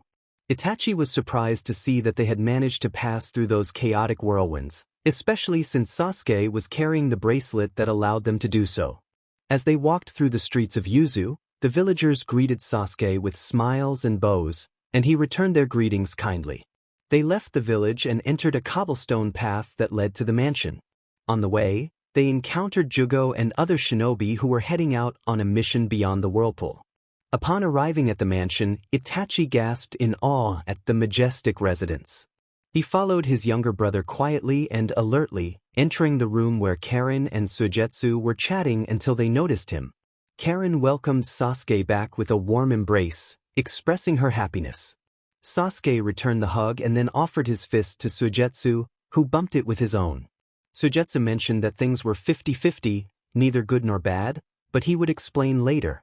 He then looked at the boy behind Sasuke and asked who he was. Sasuke introduced Itachi as his older brother, and Itachi bowed respectfully. Sasuke explained that Itachi would be staying with them as they had resolved their differences. He added that Itachi needed to rest, as he was a bit unwell. Karen nodded and led them to the guest rooms, where Sasuke showed Itachi around. After settling him in, Sasuke encountered a red-haired girl who bowed to him. She greeted him warmly and mentioned that the Uzukage was not in Yuzu, as she had heard from Karen that he was busy with matters in another village. Sasuke requested that she ask the cook to prepare some food and bring it to his room. He pointed to the door behind him and instructed her to tell Karen he was in his room if she inquired about him. The girl agreed and left, leaving Itachi surprised and confused. He entered his room and closed the door. Itachi felt a surge of anger as he watched Kakashi helplessly observe the Akatsuki holding a young girl. Kakashi clenched his fists in frustration, pleading for them to let her go and insisting she had nothing to do with the situation. The Akatsuki taunted him, asking if the girl was his girlfriend and commenting on her beauty, speculating on how much she might be worth. Tucci, on the ground and injured, shouted angrily for them not to harm his daughter. The Akatsuki laughed and grabbed Ayame by the hair, throwing her toward her father. Just then, a red-haired boy caught her before she hit the ground and confronted the Akatsuki, demanding to know who he was. The boy introduced himself as Daisuke Uzumaki, a jounin from Yuzushigakure, and challenged the Akatsuki member, Haiden, who claimed his deity demanded a sacrifice.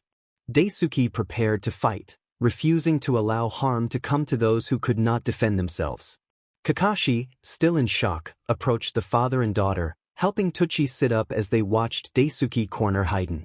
Daisuke used a sealing jutsu to immobilize Haiden, but just as he was about to strike, he was hit from the side, crashing into the ground. Kakuso had stepped in front of Haiden to protect him.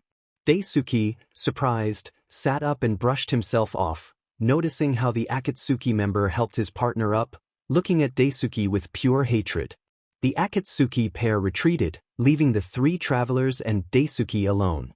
Kakashi checked on Daisuke, asking if he was okay, to which Daisuke replied that he was fine and inquired about Kakashi and Tucci.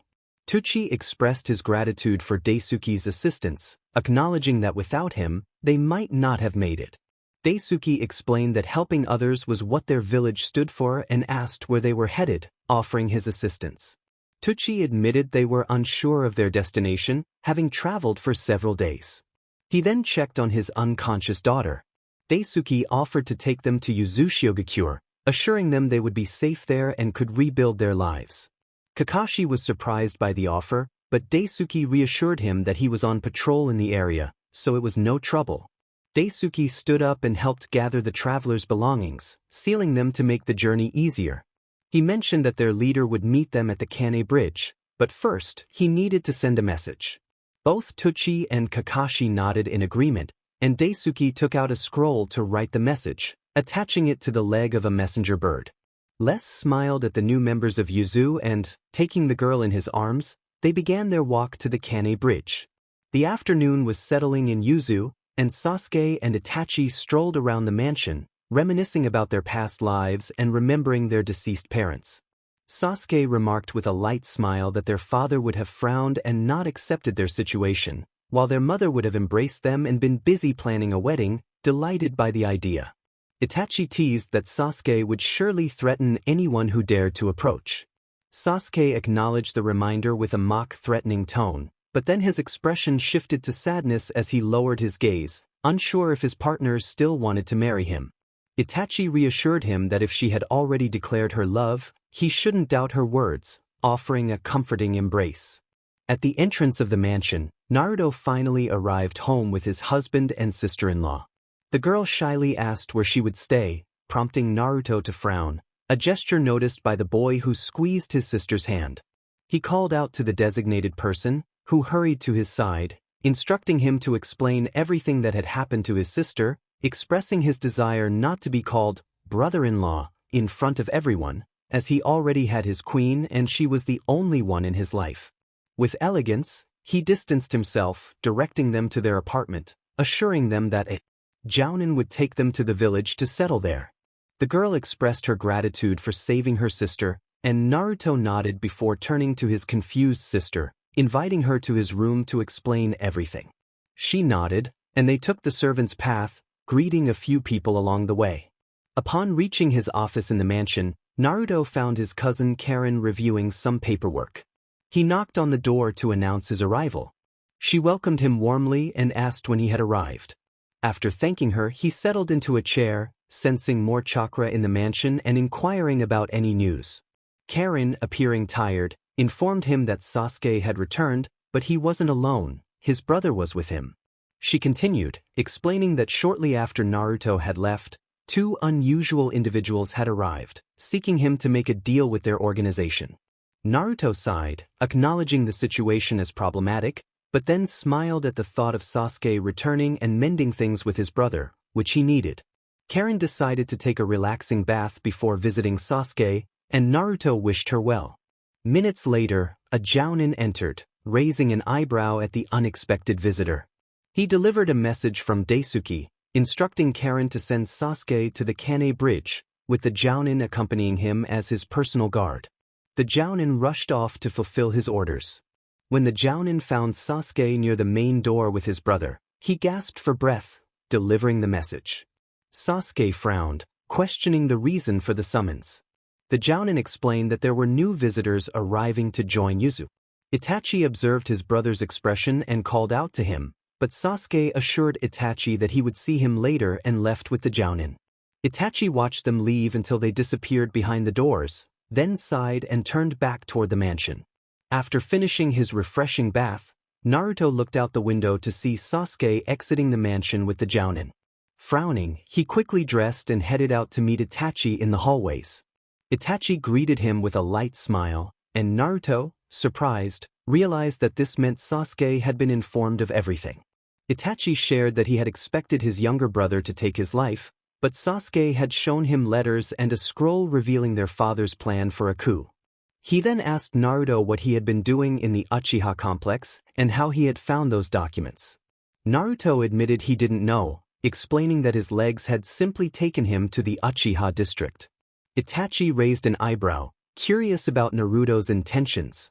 Naruto confessed he had been thinking about many things, especially Sasuke, and had entered out of curiosity. They fell into silence for a few moments, with Naruto anxiously glancing down the hall. Itachi noticed and asked if he was looking for his brother. Naruto, flustered, admitted he was heading to his office to inquire about Sasuke's departure. Itachi mentioned that he had only understood that there were new visitors at the Kane Bridge and that Sasuke and the Jounin had gone to meet them. Naruto felt relieved, realizing he had worried for nothing. Itachi smiled mischievously, suggesting that Sasuke was not one to openly show his feelings and was rather shy. Naruto thanked Itachi for his support, feeling a slight blush rise to his cheeks, and excused himself, reminding Itachi that he was in his house. Itachi nodded as Naruto made his way to his office. Meanwhile, in Konoha, Shikamaru listened attentively to the Hokage, who was seething with anger upon learning that Hatake had survived and escaped. She berated her subordinates for their failure, demanding to know why they hadn't done their job correctly. The team apologized, explaining that they had been sure he would die from his injuries. Tsunade insisted they find him and bring him to her immediately, leaving no room for argument. As the team hurried out of the office, Tsunade attempted to calm herself and turned to the remaining Jounin, asking how their mission had gone. The 9 novices exchanged glances before Sakura stepped forward, but Niji held her back, giving her a reproachful look. He explained that they had searched everywhere but could not find Sasuke or Naruto. Tsunade expressed her frustration, deeming them useless for failing such a simple task. Hinata nervously interjected, explaining that they had found no trace of chakra in any of the places they had visited. Kiba complained that it was impossible to locate both Uchiha and Naruto in such a short time. Tsunade, irritated, demanded they do their jobs properly and dismissed them. They quickly exited the office, and once outside, everyone sighed, except for Sakura, who grumbled in annoyance. She expressed her frustration that they hadn't continued searching, while Tenten countered that they had all been tired and suggested that if Sakura wanted to find her, Sasuke-kun, she should have done it alone. Kiba expressed his frustration, stating that they were not obligated to continue enduring the pressure to bring someone to the village whom many viewed with disdain due to past actions. He questioned Sakura's insistence on this mission, suggesting it was more of an obsession on her part. Sakura clarified that Sasuke was also a shinobi of Konoha and needed to return to his home. Hinata interjected with disdain, reminding Sakura that while Sasuke was a good person, he had his own goals, including the desire to confront his brother, and she was not part of those plans. She urged Sakura to understand that Sasuke did not return her feelings and likely never would, especially with his current intentions.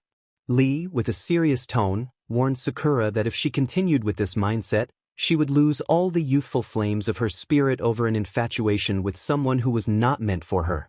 He smiled at his friends before announcing his departure to rest, a sentiment echoed by Niji and Shino as they left, leaving Sakura alone with Kiba. Kiba warned Sakura that she was being foolish, and he too departed, leaving her feeling isolated. She muttered to herself that they were all fools and vowed to bring Sasuke back, convinced that he loved her too. She clenched her fists, realizing that first, she needed to deal with Naruto. Meanwhile, Sai, who had been quietly observing, decided he needed to warn Naruto about Sakura's intentions, even though he was unsure of Naruto's whereabouts. He resolved to find him and share everything happening in the village. At Irika's apartment, the teacher was being treated by Ino and Hinata after they found him unconscious on the floor. Both girls were worried about their former sensei. When there was a knock at the door, Hinata activated her Byakugan to see who it was, sighing in relief upon recognizing her cousin Niji and Shikamaru. She opened the door and welcomed them inside. Shikamaru, confused, asked what had happened to Irika. Ino explained that they had found him unresponsive and, after using her Byakugan, discovered he was injured in the kitchen. Niji expressed his frustration at the cruelty someone had shown Irika. Just then, Irika murmured Naruto's name, pleading for help, which alarmed them all. Shikamaru analyzed the situation, noting that first Kakashi and now Irika had been harmed, wondering who would be next. Outside the village, in the forest, Sai watched angrily as Tsunade left the area. Once she was gone, he emerged from his hiding spot and prepared to use his animal jutsu to locate Naruto, instructing the creatures to not return until they found him. Later, as Sai walked through the streets of Konoha, he was lost in thought and didn't notice Sakura approaching. She greeted him, informing him that Lady Tsunade wanted them in her office. He agreed, but just as he was about to leave, a small ink mouse whispered in his ear, causing him to smile and nod in understanding. When Sakura asked what was going on, he coldly replied that it was none of her business. Upon arriving at the Hokage's office, they found Tsunade glaring at Lee and Kiba, reprimanding them for their previous actions and ordering them to leave. They hurried out without acknowledging Sai and Sakura. Sakura then addressed Tsunade with a bow, while Sai simply stated that they were at her service. "In what way can we assist you?" Sai asked. "They will take this to Suna. It's a new alliance deal." "Has the Kazekage lost his mind and severed ties with Konoha?" Sakura grumbled, visibly upset. "That's correct, Sakura. Gaara cut the alliance with Konoha out of loyalty to the traitor Naruto." "How dare he? When are we leaving, Hokage?" Sai asked, annoyed at how they referred to his blonde friend. "Tomorrow at dawn, and they won't return until they bring back a confirmation. Understood?" Sai and Sakura left, leaving the Hokage alone in her office. After they departed, Tsunade sighed. "Jiraiya, I know you're there. What are you doing? I overheard that Naruto has deserted the village. Is that true?" "Yes, the council and Danzo were right. The QB is a danger to the village." "But what are you saying, Tsunade? You're out of your mind. That boy has done nothing but serve this rotten village faithfully, and this is how you repay him? With betrayal?" Jiraiya growled angrily. "I won't allow you to disrespect me, Jiraiya. I am the Hokage, the highest authority. I don't recognize you anymore, Tsunade. Now I understand why my godson left, just like that Uchiha brat. You're all a bunch of fools." He turned away. "From now on, consider me a colleague less." "What are you trying to say?" "I'm going to find my godson, and if he forgives me, I'll make things right this time. Goodbye, Senju. May you burn in hell." He left, leaving Tsunade with a hollow feeling in her chest. 2 days had passed since Kakashi arrived in Yuzu and reunited with his 2 students, Uzumaki and Uchiha. In addition to being surprised to find the Uchiha clan's assassin enjoying tea in the garden, Itachi was also astonished to see him there. Naruto explained the entire situation to Hatake and why Sasuke no longer wanted to kill his older brother but instead sought a cure for his illness. He was dressed in the attire of a prince from the Hatake clan by order of the Uzumaki. It was a very hot afternoon, and Naruto was in his office with his brother-in-law and advisor when Jugo entered. Everyone turned to look at him. "Jugo, what's going on? Why didn't you knock?" Naruto asked seriously. "I'm very sorry, Oda-san, but your secretary wasn't at her post," he apologized with a bow. "I brought a message from a friend of yours." According to this, he handed over the scroll, and Naruto took it. "I'll take my leave with your permission." "Who is it, brother-in-law? What is it, Naruto-sama?" Itachi and his advisor asked. Naruto looked at them and then opened the scroll, beginning to read. "Naruto, it's me, Sai. Do you remember me? I hope so. Please come save us from the tyranny of the Hokage. Do you know what she did over a week ago? She ordered Kakashi-sensei to be beaten nearly to death. If I hadn't transformed into a random clan member and crossed paths with them while they were attacking him, he would have been killed. When they saw me, they fled and left him behind. I didn't know what to do, honestly. Then Iruka-sensei came by, and I told him what happened. He took Kakashi to his apartment, and now I don't know where Kakashi-sensei is. The only thing I know is that he escaped from the village. No one saw him leave. Please, Naruto, Tsunade is plotting something. She's been talking with renegades outside the village, and I assure you it's not good. They plan to find someone named Sasuke Uchiha to force him to protect this village. Sakura is the most determined about that mission. There are many things I want to tell you, Naruto, but for now, I ask you to find Kakashi-sensei. The Hokage is looking to eliminate him completely. He's a hindrance to her plans. I beg you, hurry and come for your friends. Sincerely, Sai." "That dim woman." Naruto growled angrily. "What does Naruto-sama plan to do?" His advisor asked. "Kakashi-sensei is safe here in you," he said, and the other two nodded. "Itachi, I need you to get in touch with the leader of Akatsuki. It's time for Nagato to return to his family." Itachi nodded, looking at his advisor. "Tell Karen to prepare. It's time to visit Konoha." "Yes, Naruto-sama." The advisor left the office, leaving Itachi and his Uzumaki behind. The Uchiha grumbled angrily at how the Hokage of Konoha intended to use his younger brother. "Naruto, you're not taking Sasuke with you, are you?" "I would have liked him to come with me, Itachi. But I have other plans for him," he said, pulling a scroll from his desk and placing it in front of Itachi. "I want you and Sasuke to go to Sunagakure. The Kazekage will welcome you without issue." "What are you plotting?" "The defeat of Konohagakure," he said coldly. Itachi stared at him, unable to believe the new Naruto he had become. He sighed and stood up from his chair. "Fine, I'll go find Sasuke so we can leave as soon as possible." "Perfect, be careful. To imbue of my trust will accompany you as escorts. I know they are strong, but it's for precaution."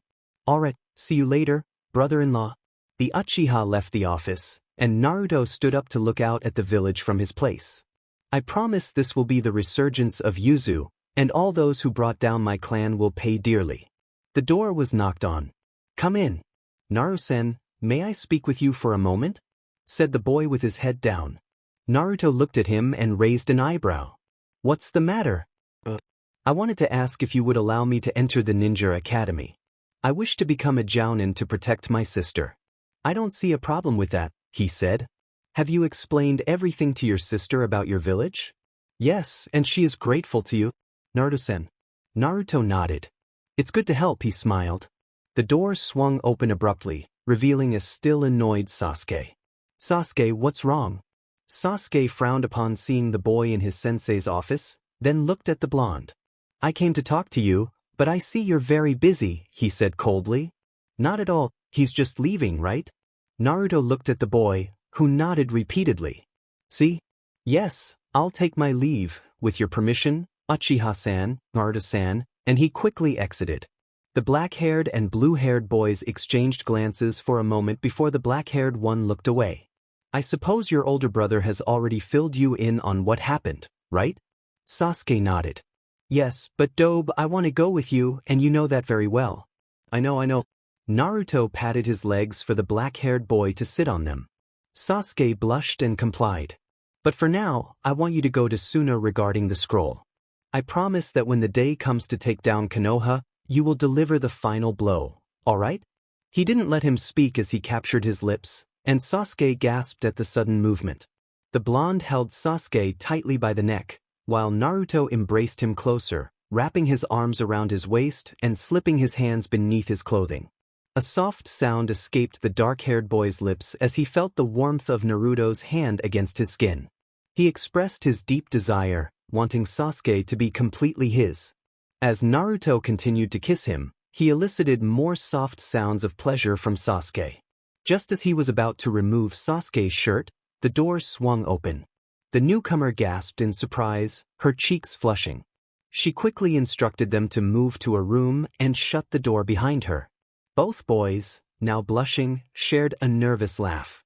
Naruto professed his love for Sasuke, declaring him to be his world, while Sasuke reciprocated the sentiment with a flirtatious smile, teasingly suggesting that the offer still stood for either of their rooms.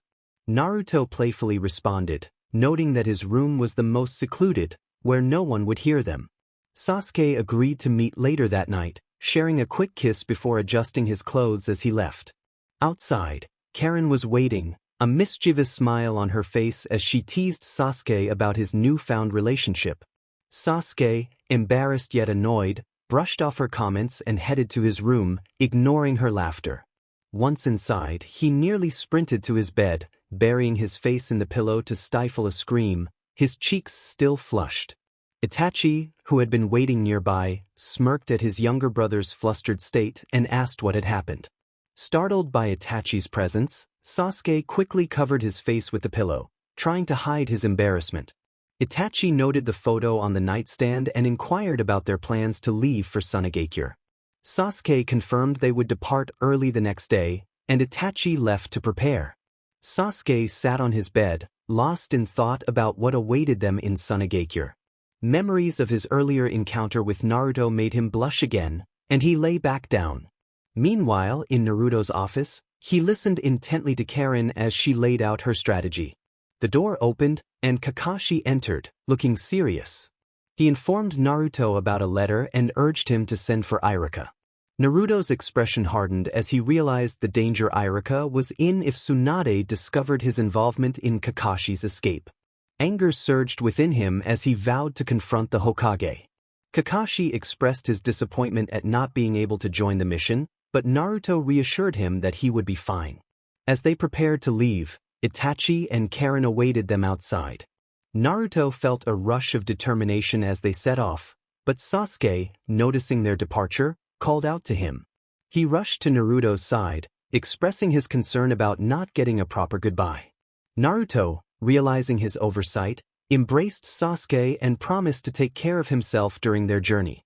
The next day, both brothers set out for Sunagakure. A week later, at the gates of Konoha, Naruto and his companions approached, only to be confronted by Koketsu and Izumo, who tried to block their entry. With a calm yet commanding presence, Naruto pushed past them, his chakra radiating power that forced the Jounin to step back. More Jounin and Enbyu arrived, but Naruto ignored their threats, making his way to the center of the village.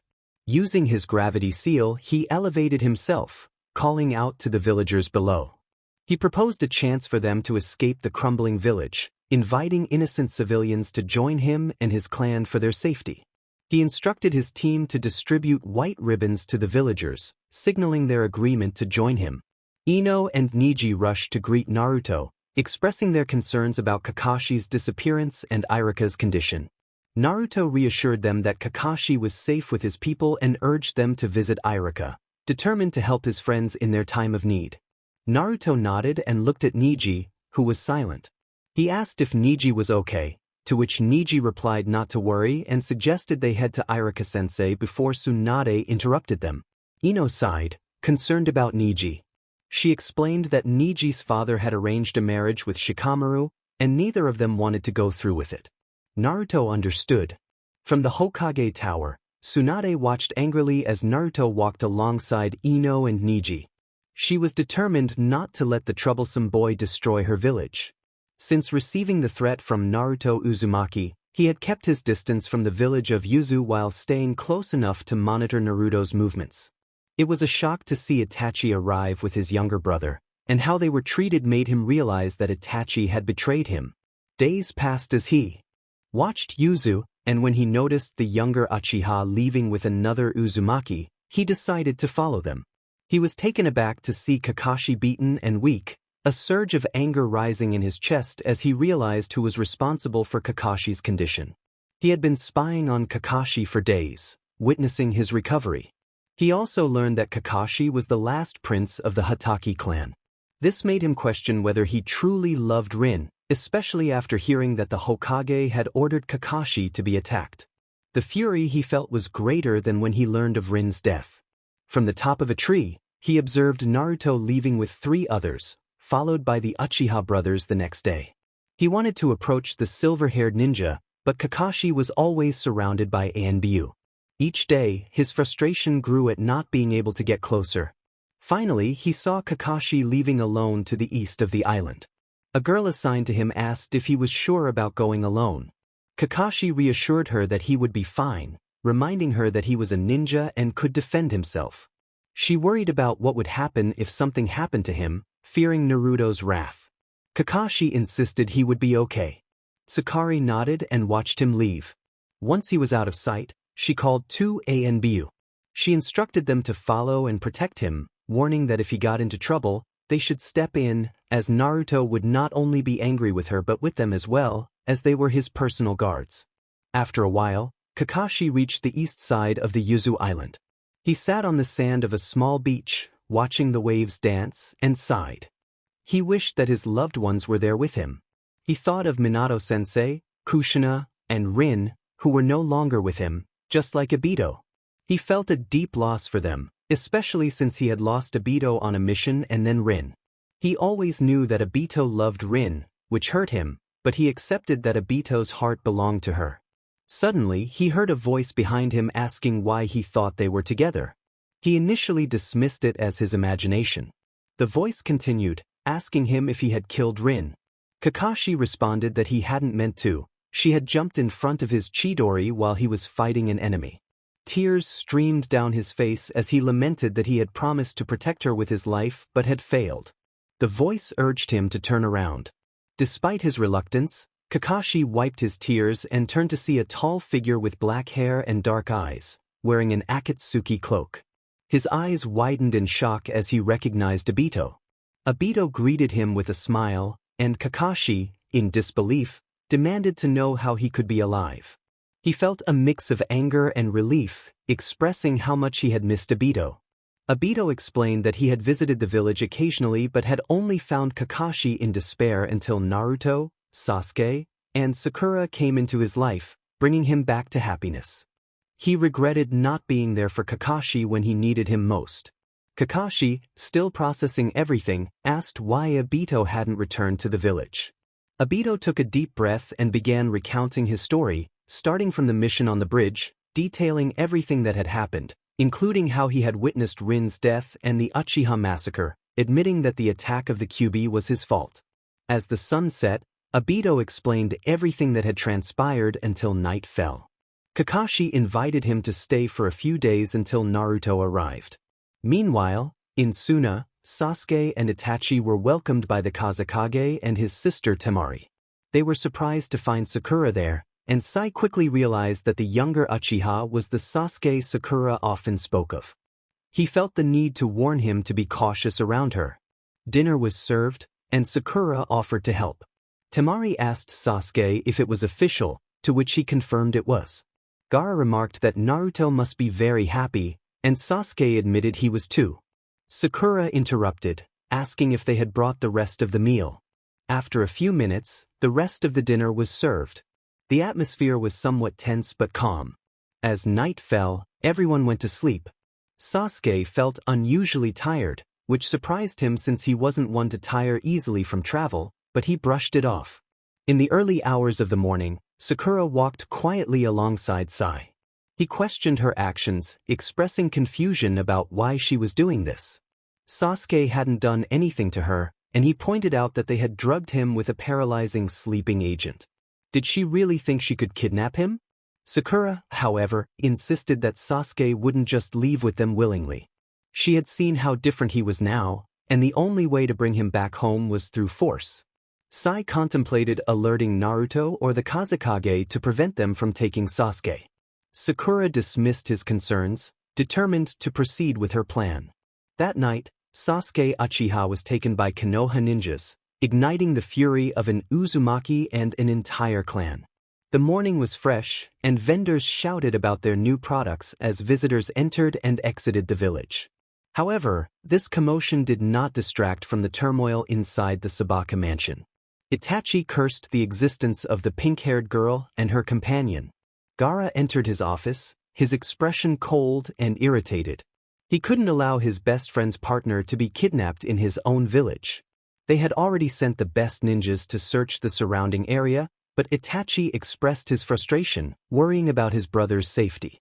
Gaara tried to calm him, stating that they had done everything possible and that he wouldn't allow Konoha to act as they pleased in his territory. What those two had done was a betrayal in foreign lands. A loud bang echoed from the office door as Temari stormed in, furious and demanding answers. She wanted to know who was responsible for the chaos. Gaara informed her that it was Sakura and Sai. Another loud thud against the wall made him question if she intended to demolish the office.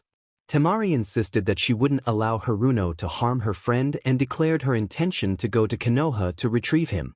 Gaara warned her against acting recklessly, suggesting that alerting the enemy would not help. Meanwhile, in Uzumaki, Kakashi frowned at Obito, who was nervously smiling.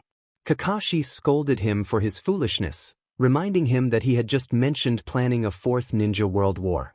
Obito insisted that he no longer had such plans when a knock interrupted them. A maid entered with an urgent message from the Land of Wind. Kakashi took the scroll, reading its contents, feeling anger rise within him as he crumpled the paper in his hand. Obito snatched it away, his Sharingan activated as he read the message, declaring that Konoha was rotten and it was time for a visit. Kakashi looked at him, questioning whether he intended to go alone. Obito assured him he would not and vanished using Kamui. Kakashi sighed, ordering his best warriors to prepare, revealing that Sasuke had been kidnapped by Konoha. The maid rushed out to fulfill his orders, encountering the king's advisor in the hallway. The advisor was shocked by the news and took charge, instructing the maid to inform Prince Kakashi.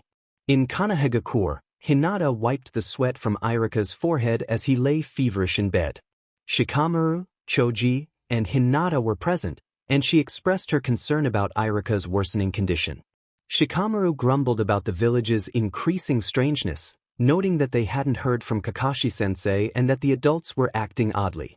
Choji shared that his father had questioned him about betraying the village for someone or becoming a SLV to Konoha's corruption, which surprised the others. Hinata nervously asked how he had responded, and Choji explained that he had simply smiled and reassured his father of his support, no matter what decision he made. As they discussed the situation, the doors swung open, revealing Naruto, who greeted them with a smile, accompanied by Neji and Ino. Shikamaru welcomed him back, and Choji followed suit. Hinata blushed and nervously greeted him, and Ino led Naruto to Irika's room, passing the others. While waiting, Hinata approached Neji to help with the shopping. She asked where they had found Naruto, and Neji explained that they had encountered him in the main plaza amid a commotion. They had approached to see what was happening, only to find Naruto shouting about something. Hinata sighed, realizing that with Naruto back, it was only a matter of time before internal conflict erupted. In the room, Naruto held Irika's hand, feeling its warmth, and looked at Ino, who shook her head. He transferred a bit of chakra from the Nine Tails to help lower Irika's fever. Minutes later, Irika awoke, seeing Naruto sitting at the edge of his bed. Naruto greeted him, asking if he was okay. Irika expressed his relief at seeing him, pulling him into a warm embrace and sharing his worries. Naruto reassured him that he was there now and would take him back to his village. Irika, overwhelmed with emotion, apologized for not being able to protect Kakashi. Naruto comforted him, assuring him that Kakashi was safe in his village, protected by his people, and that Kakashi missed him as well. As Naruto's friends entered the room, they smiled at the sight of their teacher awake and improving. Naruto felt relieved that Iruka was better, but he knew he had to act quickly, as a certain pink-haired girl was waiting for him outside. Several Umbu had attempted to stop them and attack, but they had fled to avoid a confrontation, Shikamaru stated seriously. Naruto nodded and helped his teacher to his feet, leaving the room with the others. The ribbon was delivered as you requested, cousin. It's time for us to leave.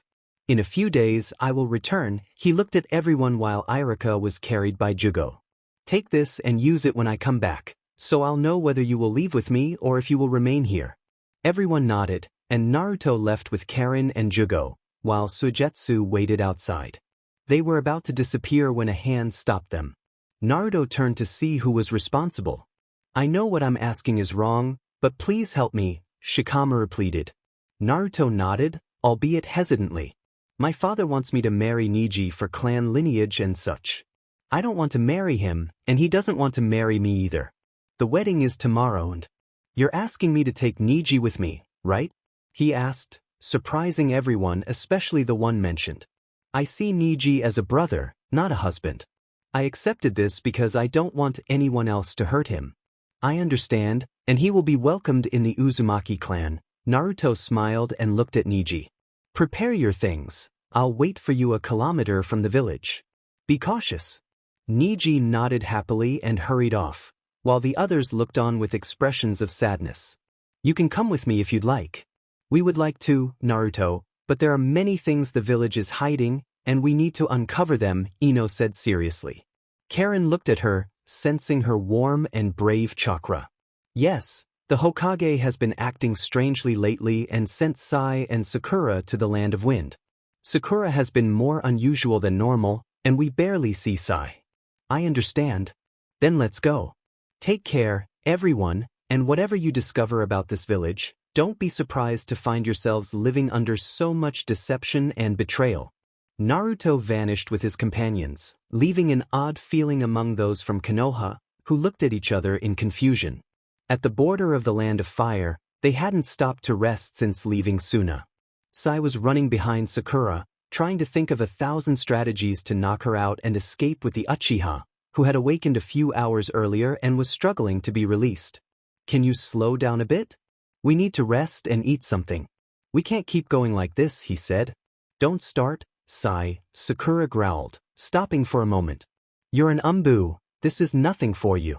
I'm not saying it for myself, ugly. I'm saying it for him. Can't you see that the Uchiha is uncomfortable? He pointed to the dark-haired boy over Sakura's shoulder. I'll let that slide just this once, Sai, she said irritably, lowering the Uchiha to the ground and sitting him down. Are you okay, Sasuke-kun? Do you want some water or food? What I would have wanted is to never have you as a partner in the past. You're crazy and sick, Sasuke grumbled, struggling against his restraints. You're an idiot, but I don't care, Sakura smiled sincerely, a side of her that Sai hadn't seen before. Tsunade-sama has better plans for you. I'll find a way to escape again, Sasuke said calmly, though inside he felt fear about what they might do to him in the village. You've messed with the wrong person, Sakura. You're dead if my village finds out I was kidnapped. What are you trying to say? She asked, confused. If you keep talking we'll be stuck here all day, Sakura, Sai interrupted, and Sasuke immediately fell silent. The annoying girl was trying to extract information. Sakura growled. Don't do that, you look like a rabid dog, ugly. Don't get involved, Sai, or I won't hesitate to leave you immobilized so you can continue your shinobi career. You can't, and you know why, Sai replied. Sakura shot him a deadly look. I see you understand. Go find something to eat, and then we'll leave. Don't do anything stupid, or I'll talk. You're taking advantage of the moment, Sai, but you'll pay for this. Of course, whenever you want, he smiled insincerely. Sakura disappeared into the forest, and silence stretched between the two dark-haired boys for several minutes. Sasuke was thinking of a strategy to escape this situation, but he couldn't find a way out. He could still feel his body numb. With Sakura gone, Sai turned to the Uchiha. Hey, I'll help you escape once we're in the village. I don't know you, but I know you're important to Naruto-kun, he said, looking at him and then at the trees. The council and the Hokage plan to use you as a weapon to protect the village from the attack that Uzumaki Naruto is planning. That's why Sakura has kidnapped you. Why do you want to help me? Sasuke asked. I don't know. I suppose you and Naruto have a relationship that I don't understand. Sai felt Sakura approaching. Don't say anything about this to Sakura. Sasuke didn't understand why this complete stranger would help him escape. Was it a trap too? Sakura returned with some food that Sai took and washed before giving it to the Uchiha to eat, and then he ate some himself. An hour later, they continued their journey in complete silence. In Sunagakure, Itachi was saying goodbye to Gaara and Temari at the entrance of the village, with 2 umbus sent by Kakashi behind him. Any information you have about my brother, let me know, he said. All right, Itachi. Inform me if he appears in Yuzu. Don't forget that Suna is available if Naruto declares war over Sasuke, Gaara replied. Itachi nodded and departed from Suna, while Gaara watched him leave in silence. Temari approached his side. Prepare the best shinobi and send a notice to Konoha. We declare war on them. Temari nodded, and they both returned to the tower. In the rain, it hadn't been long since they arrived, yet all the members of Akatsuki felt the heavy and tense atmosphere. What's going on? Let it out, Toby, Sasori growled. You look like a caged dog, Hayden laughed. We're declaring war on Konoha. What? Everyone shouted. Hold on, Toby. Are you insane, or are you really crazy? There's no way to win against Konoha, Kisame shouted. True, have you forgotten that the Nine-Tails took out Deidara all by himself? Hayden added. Forget it, I'm not in. What's with the sudden change? Pain? Nagato asked, everyone looking at Toby. Is it true? Why do you want to declare war on Konoha? Conan asked. They've meddled with someone they shouldn't have, he said coldly, his voice indicating danger. Those who are with me, step forward. Those who aren't, I won't force you to follow. They looked at each other before nodding. But one was not in agreement, and that was Zetsu, who frowned. How can you be so sure you'll win against them, Toby? He asked. The Nine-Tails will be with us. And before you ask, no, he won't be used as a chakra shell, and anyone who dares to touch him will know who I am. That doesn't make sense. Hayden expressed his thoughts, and they became embroiled in a disagreement. Setsu fell silent, listening intently. A kilometer outside of Konoha, Naruto waited impatiently for the pale-eyed individual who had yet to arrive. Suigetsu grumbled about the delay, while Karen scolded him for being too loud. Naruto remained quiet, ignoring their bickering. Irika watched them with a hint of nostalgia, and Jugo attempted to calm them down without success. The brown-haired man turned to his former student, concerned. He asked if Naruto was all right. Naruto frowned, expressing his worry that their companion should have arrived an hour ago. He wondered aloud if perhaps the individual had been discovered or if they simply didn't want to leave. Determined to find out, he decided to go look for Niji, instructing Jugo to take Irika to Yuzu while Suigetsu and Karen stayed behind. Jugo insisted on accompanying Naruto, stating that as the Uzumaki, he could not be left unprotected. Naruto nodded, and Jugo and Suigetsu took Irika with them. The Uzumaki headed back towards the village, feeling a heavier weight on his shoulders. Inside a dark room, Niji felt helpless as he was tied to a chair, trapped and unable to escape. He silently pleaded for help, terrified of what might happen to him. In the Hyuga complex, Naruto made his way through, ignoring the Hyuga clan members until he reached the main house. There, he sensed the chakra of agitated individuals, and Niji's shout made him frown. Niji was protesting against being treated as a mere tool for the clan, declaring his intention to leave. Hayashi, the clan leader, coldly informed Niji that he would serve the main branch without question. Niji's defiance was met with a painful blow that sent him to the ground. He looked up to see Hayashi standing over him, filled with anger and despair, questioning why he couldn't be free. Hayashi smiled with pride at Niji's SBMSN, preparing to activate the final stage of the seal that would end Niji's resistance. However, a barrier suddenly appeared, blocking the seal's activation. Naruto entered the room with a calm demeanor, surprising Niji. Naruto explained that he understood why Niji had taken so long. He coldly addressed Hayashi, stating that he would pay dearly for corrupting a seal from his clan. Hayashi questioned Naruto's identity, to which Naruto introduced himself as Uzumaki Naruto, the prince of Uzushiogakure. Hayashi scoffed, reminding Naruto of his past as a traitor. Naruto clarified that he had not deserted but had left due to circumstances beyond his control. He approached Niji, offering his hand, which Niji took without hesitation. Naruto assured Niji that he was now under the protection of the Uzumaki clan, warning that anyone who dared to harm him would face severe consequences. Hayashi mocked the situation, claiming Niji was still bound to protect the heir of the main branch. In response, Naruto performed a series of hand signs to create a seal, declaring the release of the mark on Niji's forehead. The mark vanished, leaving Hayashi pale and Niji feeling a strange sensation in his body. Niji thanked Naruto, and Naruto helped him to his feet. As they left, they encountered Karen. Wore a worried expression. She asked if everything was alright, and Naruto confirmed that it was, though she seemed uncertain.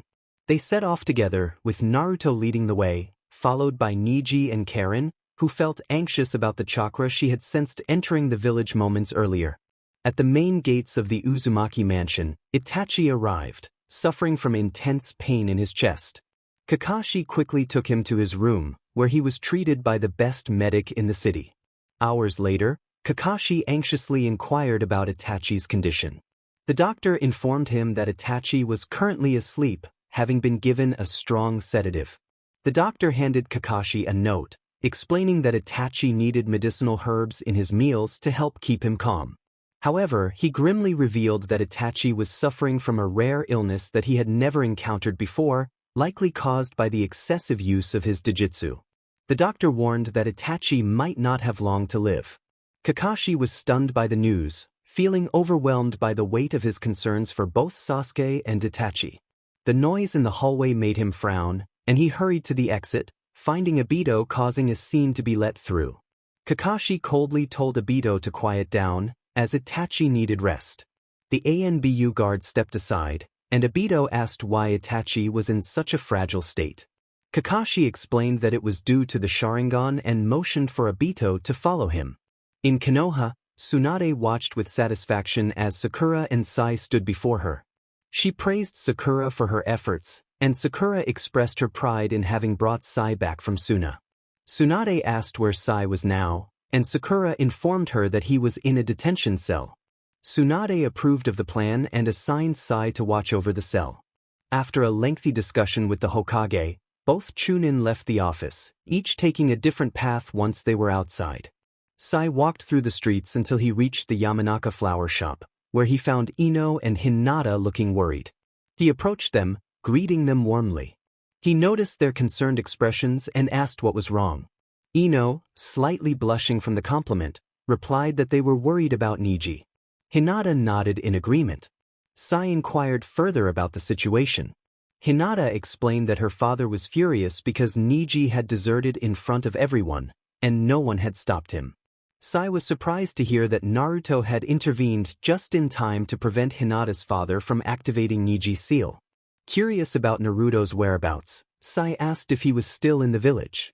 Ino and Hinata were uncertain, but Sai insisted they needed to find Naruto urgently, as it was a matter of life and death.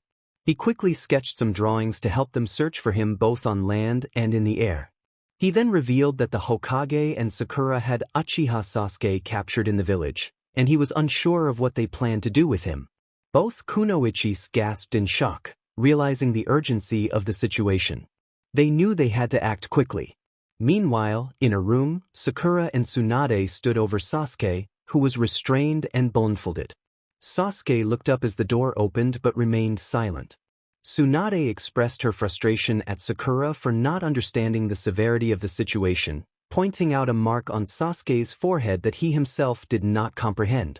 Sakura, in a panic, realized the gravity of the situation and felt helpless. Tsunade declared they needed to find a way to remove the mark and left the room to investigate. Sakura, determined, promised Sasuke that he belonged to her and no one else, but he rejected her kiss, leaving her frustrated. Alone, Sasuke let tears fall from his eyes, pleading silently for Naruto to save him from the clutches of the women holding him captive. Several kilometers away from the village, Naruto felt a wave of anxiety hit his chest, reminiscent of the time he learned about the secrets Konoha had kept from him. He abruptly stopped, causing Karin and Neji to mimic his actions, both looking at him with concern. Naruto clutched his chest tightly, the image of Sasuke flashing in his mind. Kurama warned him that something was wrong, as he could not sense the chakra he had given Sasuke. It was blocked. Confused, Naruto struggled to calm down, knowing he was having an anxiety attack. Neji observed him with his Byakugan and noted that if Naruto didn't calm down, he might suffer a serious health issue. Kurama advised him to relax so he could search for Sasuke's chakra using Sage Mode. After managing to calm himself, Naruto sat down on the ground, still under the watchful eyes of Karin and Neji. Meanwhile, at the gates of Konoha, Sai, Ino, and Hinata awaited news from the animals Sai had sent out. They were desperate for any sign that Naruto was nearby. A swallow made of ink approached Sai, who quickly jotted down the information it provided. Sai shared the good news that they were close, and Hinata expressed her relief. Ino wondered how they would inform Naruto, realizing they couldn't leave the village without the Hokage's permission. Sai analyzed the situation and concluded that he couldn't go himself, as it would jeopardize the trust placed in him to guard Sasuke's room. After a brief moment of contemplation, Ino suggested that Sai write a message in his notebook and transform it into a bird to deliver it to Naruto. Hinata looked hopeful, and Sai smiled, agreeing to try. He successfully sent the message flying off as a dove made of ink, and they all waited anxiously for Naruto's response. In Uzumaki, Itachi woke up after hours of sleep, disoriented in the room assigned to him in the Uzumaki mansion. The sound of the door being forced open put him on alert. A red-haired woman entered, and he relaxed slightly upon seeing her. She checked on him, asking if he felt any dizziness or pain. Itachi inquired about what had happened and how he ended up in his room. The woman explained that the Umbu had brought him back after he had experienced severe chest pain and exhaustion. She mentioned that if it weren't for Prince Kakashi's quick action in calling a doctor, he might not have survived. She left to inform Kakashi of his awakening. As Itachi lay back, he vowed to find and rescue his brother from Konoha's grasp. He got up, changed into more comfortable clothes for battle, and headed to the door, where he encountered Kakashi and the leader of Akatsuki. Itachi regarded the latter coldly and asked Kakashi why he was there. Kakashi urged him to stay calm and asked why he had gotten up. Itachi expressed his frustration at being unable to rest while his brother was in danger. Kakashi reassured him that Kei was gathering the best warriors for Sasuke's rescue and that they only needed to wait for Naruto to return before they could leave. Itachi insisted that they couldn't afford to wait, fearing for his brother's safety. Kakashi sighed, understanding the urgency but reminding Itachi that he needed to recover first. "You need to rest." The response was firm. The individual had no intention of stopping until their brother was safe and sound in Uzumaki. They stored their kunai in their ninja pouch and continued. "At least let the doctor check you to ensure you're okay," was the suggestion made. Fine, they agreed. The three of them left the room and headed toward the exit, where Kei was welcoming Jugo and Suigetsu alongside Irika. Kakashi rushed forward to embrace him. It wasn't what they had expected. They thought everything was under control, but they never imagined betrayal could be so horrible and cruel. With each passing minute, their vision blurred, and they felt life slipping away as they watched the man they had loved since childhood being embraced and kissed with affection by someone they least expected, his former teammate, Uzumaki Naruto. How was it possible that they were dying without anyone helping them? They recalled everything that had begun 2 days prior. 2 days ago, they had exited the room of the dark-haired individual with a sly and satisfied smile. It had been 3 days since the Uchiha had been brought to the village and confined to that room. For 2 days, Tsunade and they had searched for all kinds of information about the mark the boy bore and how to remove it. They walked through the library corridors, searching for a book on seals. Sakura was approached by Ino, who greeted her with curiosity and a hint of surprise. It was a miracle to see her after so long. Ino asked where she had been and if she needed help finding something in the library. Sakura looked at her suspiciously, wondering if she was being followed. She replied that she had been busy with the hospital and that it wasn't necessary for Ino to assist her. Ino insisted on knowing what she was doing there, but Sakura remained tight-lipped, stating it was confidential. Ino shrugged it off and prepared to leave, casually asking if Sasuke had returned to the village. Sakura's response was cold, indicating she knew nothing. Ino sighed and departed, leaving Sakura standing there, frustrated. She needed to be careful or risk being discovered, but she felt secure knowing the Hokage was on her side. After searching for a while longer, she exited the library with a couple of books in hand.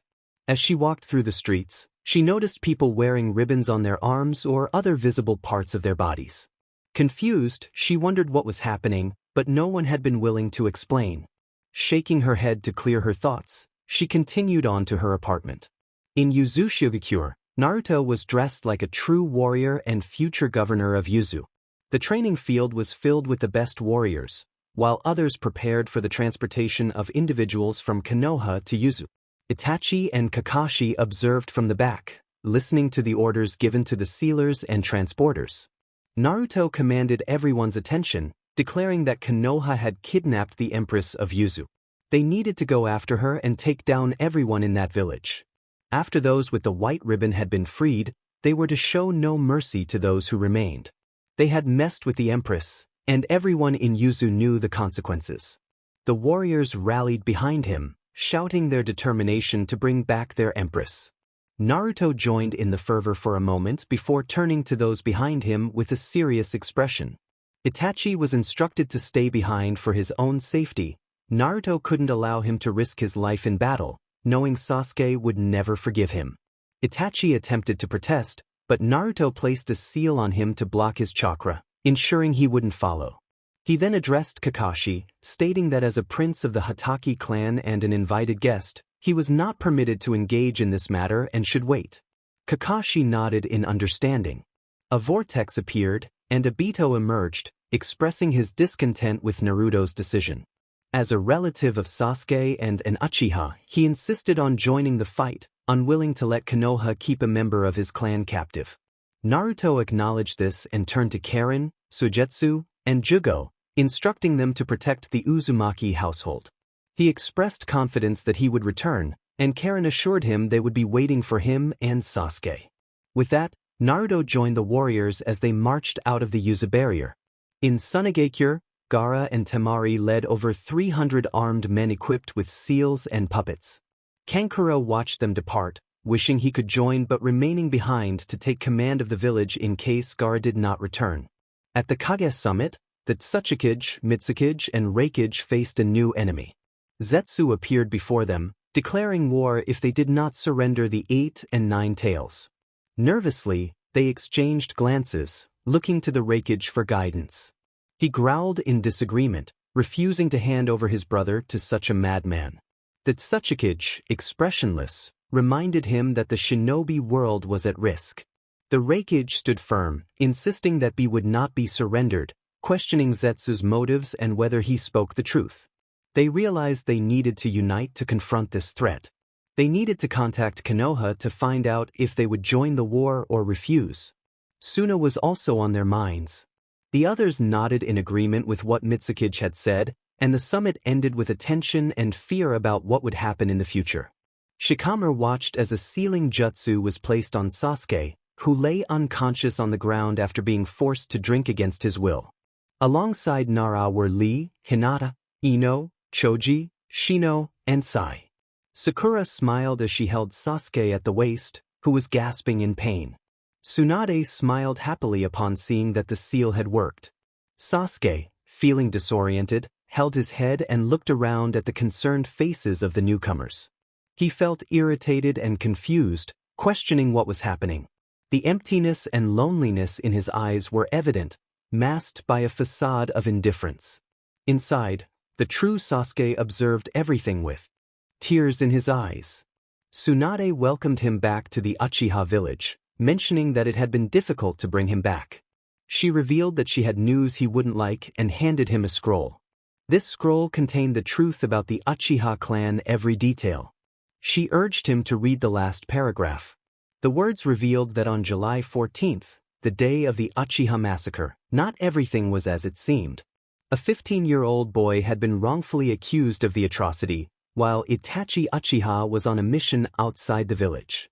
The real perpetrator was Naruto Uzumaki, the Jinchuriki of the Kyuubi, who had controlled the beast and sought revenge for the death of his parents. Sasuke's eyes filled with rage as he absorbed the information, knowing deep down that it was a lie. Konoha wanted him on their side, which is why they had trapped him within himself. He vowed to kill Naruto with his own hands. Sakura and Tsunade exchanged satisfied glances at the outcome. Choji approached Sasuke and placed a reassuring hand on his shoulder, promising that they would support him in avenging his clan and eliminating a traitor. The others were surprised by Choji's words, knowing he had recently changed his opinion about Naruto after a near-fatal mission.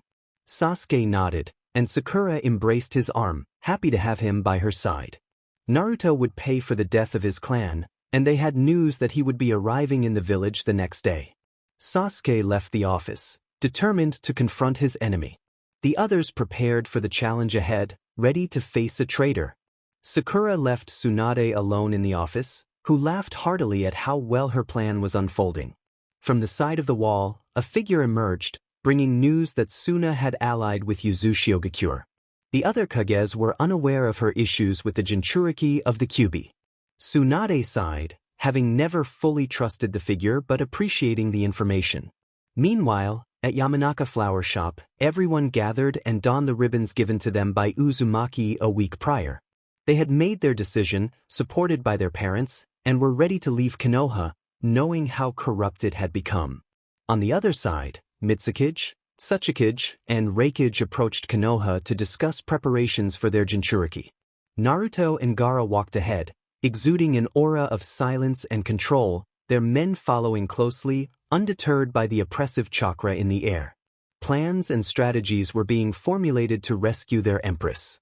Sasuke arrived at the old Uchiha district, walking through the streets that once belonged to his clan. Anger and fear gripped him. Something felt off about the story he had been told.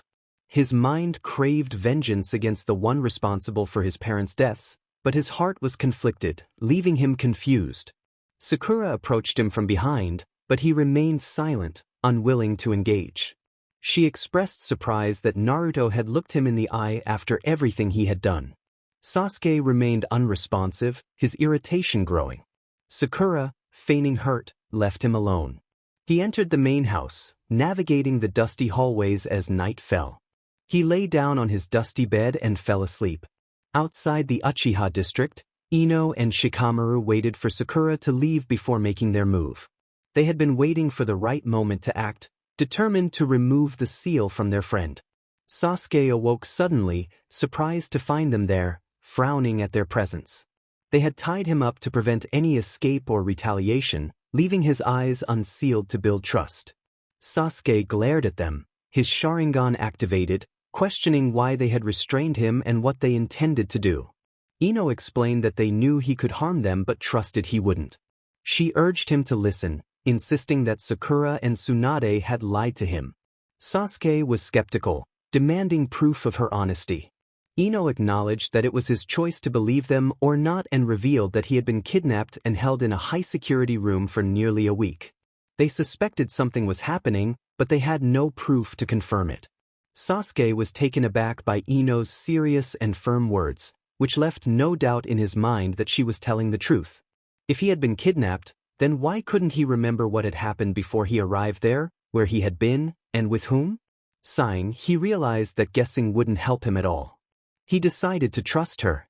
However, he was troubled by the fact that he couldn't recall anything from before his abduction. He wondered where he had been. Ino explained that he had a mental block seal placed on him.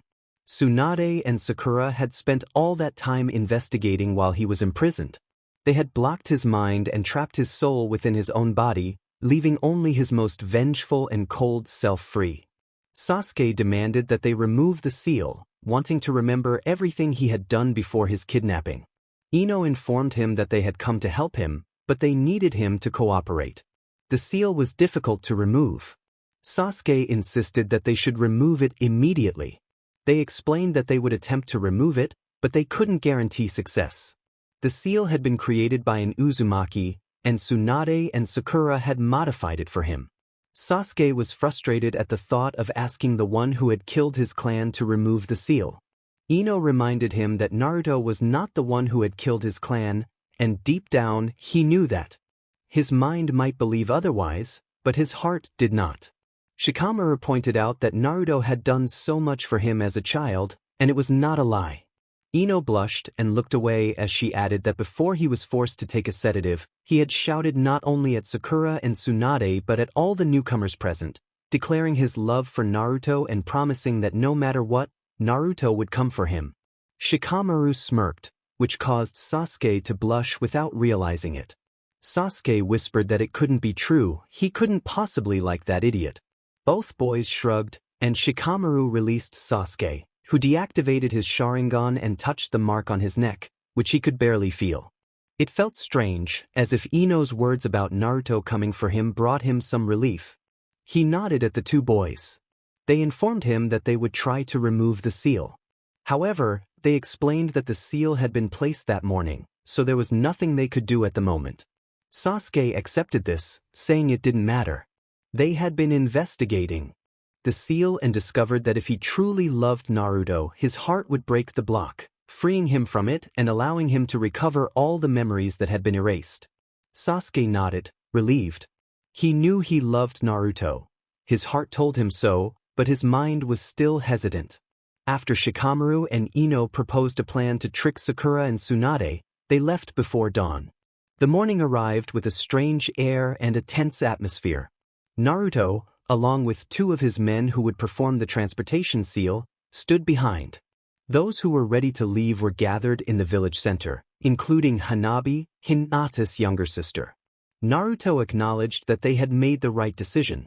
One villager, standing with his family, expressed that it was better to go to their village than to die unjustly due to the poor decisions of the village. Naruto agreed, stating that once they reached his village, they could go wherever they wanted, he wouldn't keep them against their will. An elderly woman declared that they were leaving. Naruto ordered the transportation seal to be activated. The villagers who had chosen not to leave and regretted their decision watched as those who had decided to go left with hope for a better future. It took less than half an hour for the seal to be ready. As the last villager was transported, all the Jounin and Root Umbu, along with Danzo, Tsunade, and Sakura, appeared. Shikamaru, Ino, Hinata, Kiba, Lee, Shino, Choji, Tenten, and Sasuke were surprised to see him with them. Sasuke looked at Naruto with a cold expression, but Naruto could see the relief and joy in his eyes. He smiled, understanding what had been done to his dark-haired friend. It was a pleasure to see them all, but it was a shame they had to die at his hands. He smiled as he noted Tsunade's irritation and grinned. He taunted Danzo, mentioning that Itachi sent his regards and that bringing him Danzo's head would be even better. He instructed those with white ribbons to step forward and be sent to Yuzu, while those willing to fight could join him. Some Jounin, Chonin, and Genin, along with important clan members like Hyuga, Akimichi, Inuzuka, and Yamanaka, moved to Naruto's side, showing their ribbons. Tsunade was furious and grabbed Ino as she tried to pass by. She growled, questioning if Ino was planning to betray them. Ino's father intervened, freeing her from Tsunade's grip, insisting that she would choose her side, just like everyone else who had decided to leave. They were not foolish enough to die there. Naruto smiled, pleased to see Tsunade losing her warriors. His gaze fixed on Sasuke, who was watching him intently. He felt like crying, realizing that despite the barrier preventing him from getting close, Sasuke longed to be in his arms. The tension in the air was palpable, and the wind sent an unpleasant chill through their bodies. The tense jaws of the Konoha shinobi did not go unnoticed by those from Yuzu and Suna. Everyone felt a hint of fear. It was inevitable. After all, the one who once vowed to protect them was now poised to destroy them. Kurenai questioned Naruto, wondering why he had turned against them. He replied with a cold smile, suggesting that perhaps someone had pushed him to this point or that he could no longer bear being seen as a fool. He commanded them to finish off everyone, not wanting to see a single person left alive. Tsunade dodged a punch from a red-haired woman who was taunting her, and the fight erupted among all. Meanwhile, Sakura launched a precise strike at the blonde Uzumaki, who narrowly avoided it. Naruto glared at her with fury and hatred, his once blue eyes now a crimson hue that made Sakura tremble slightly. The Uzumaki unleashed his chains, attacking her without hesitation. Sasuke observed the scene, watching Naruto assault Sakura with a ferocity that made his legs tremble not from fear, but from an unexpected thrill. He shook his head, trying to dispel those thoughts, and turned his gaze to see an Umbu member about to strike Ino from behind. With a swift movement, he sent the attacker flying into another opponent. Sasuke checked on Ino, who smiled at him, and he felt a surge of protectiveness. Despite his confusion, he was determined to fight and protect his people and future home. He reassured Ino that he would not let anyone harm her, acknowledging the risks she and Naruto had taken by speaking the truth. As the battle raged, he dodged a blow from Sakura, who questioned why he was not attacking the traitor. Sasuke felt an unfamiliar force compelling him to turn his weapon on Ino, whose surprised blue eyes met his. Sakura grinned, satisfied with the chaos. Suddenly, a blow knocked Sasuke away from Ino, and he saw Hinata coming to her aid. Relieved, he glared at Sakura, who was fuming. Hinata took a defensive stance, ready for the fight ahead. Naruto continued to evade Tsunade's powerful strikes, knowing that if he allowed her to keep attacking, he wouldn't survive. He briefly glanced at the others, noticing Gaara and Temari struggling against an Umbu with all their might. The forces of Konoha were dwindling rapidly, with many casualties on both sides, and the civilians who had remained were already lost. As time passed, the tide of battle shifted, and just as night began to fall, the three Kages arrived, separating everyone. The Reikage moved with incredible speed, the Mitsukage used her abilities to intervene, and the Tsuchikage encased them in barriers. Naruto and Tsunade exchanged surprised glances, not expecting their arrival. Gaara helped his sister to her feet, and Tsunade questioned their presence with a mix of surprise and coldness. The Reikage demanded to know why Suna and the Jinchuriki of the Nine Tails were fighting against her. Tsunade dismissed him, insisting it was none of his business. Naruto laughed, mocking her response and pointing out the corruption within Konoha. Tsunade's anger boiled over as she shouted for them to leave, but the Mitsukage confronted her, revealing her fears about losing control over the Nine Tails and the implications of her actions. Tsunade clenched her jaw, her fury evident as the Kages looked at her with disbelief. They had once believed in her leadership, but now they regretted their choice. Naruto, puzzled by the Kages' presence, wondered what had brought them there. Obito appeared alongside the Akatsuki, ready to assist Naruto and his allies. He stood beside Naruto, who was still focused on the Kages and Tsunade. Obito questioned their motives, unsure of their intentions. He pointed out that Sasuke was fighting nearby, hoping he wouldn't get hurt. As the battle escalated, a new wave of chaos emerged. Revived corpses and unexpected reunions filled the battlefield.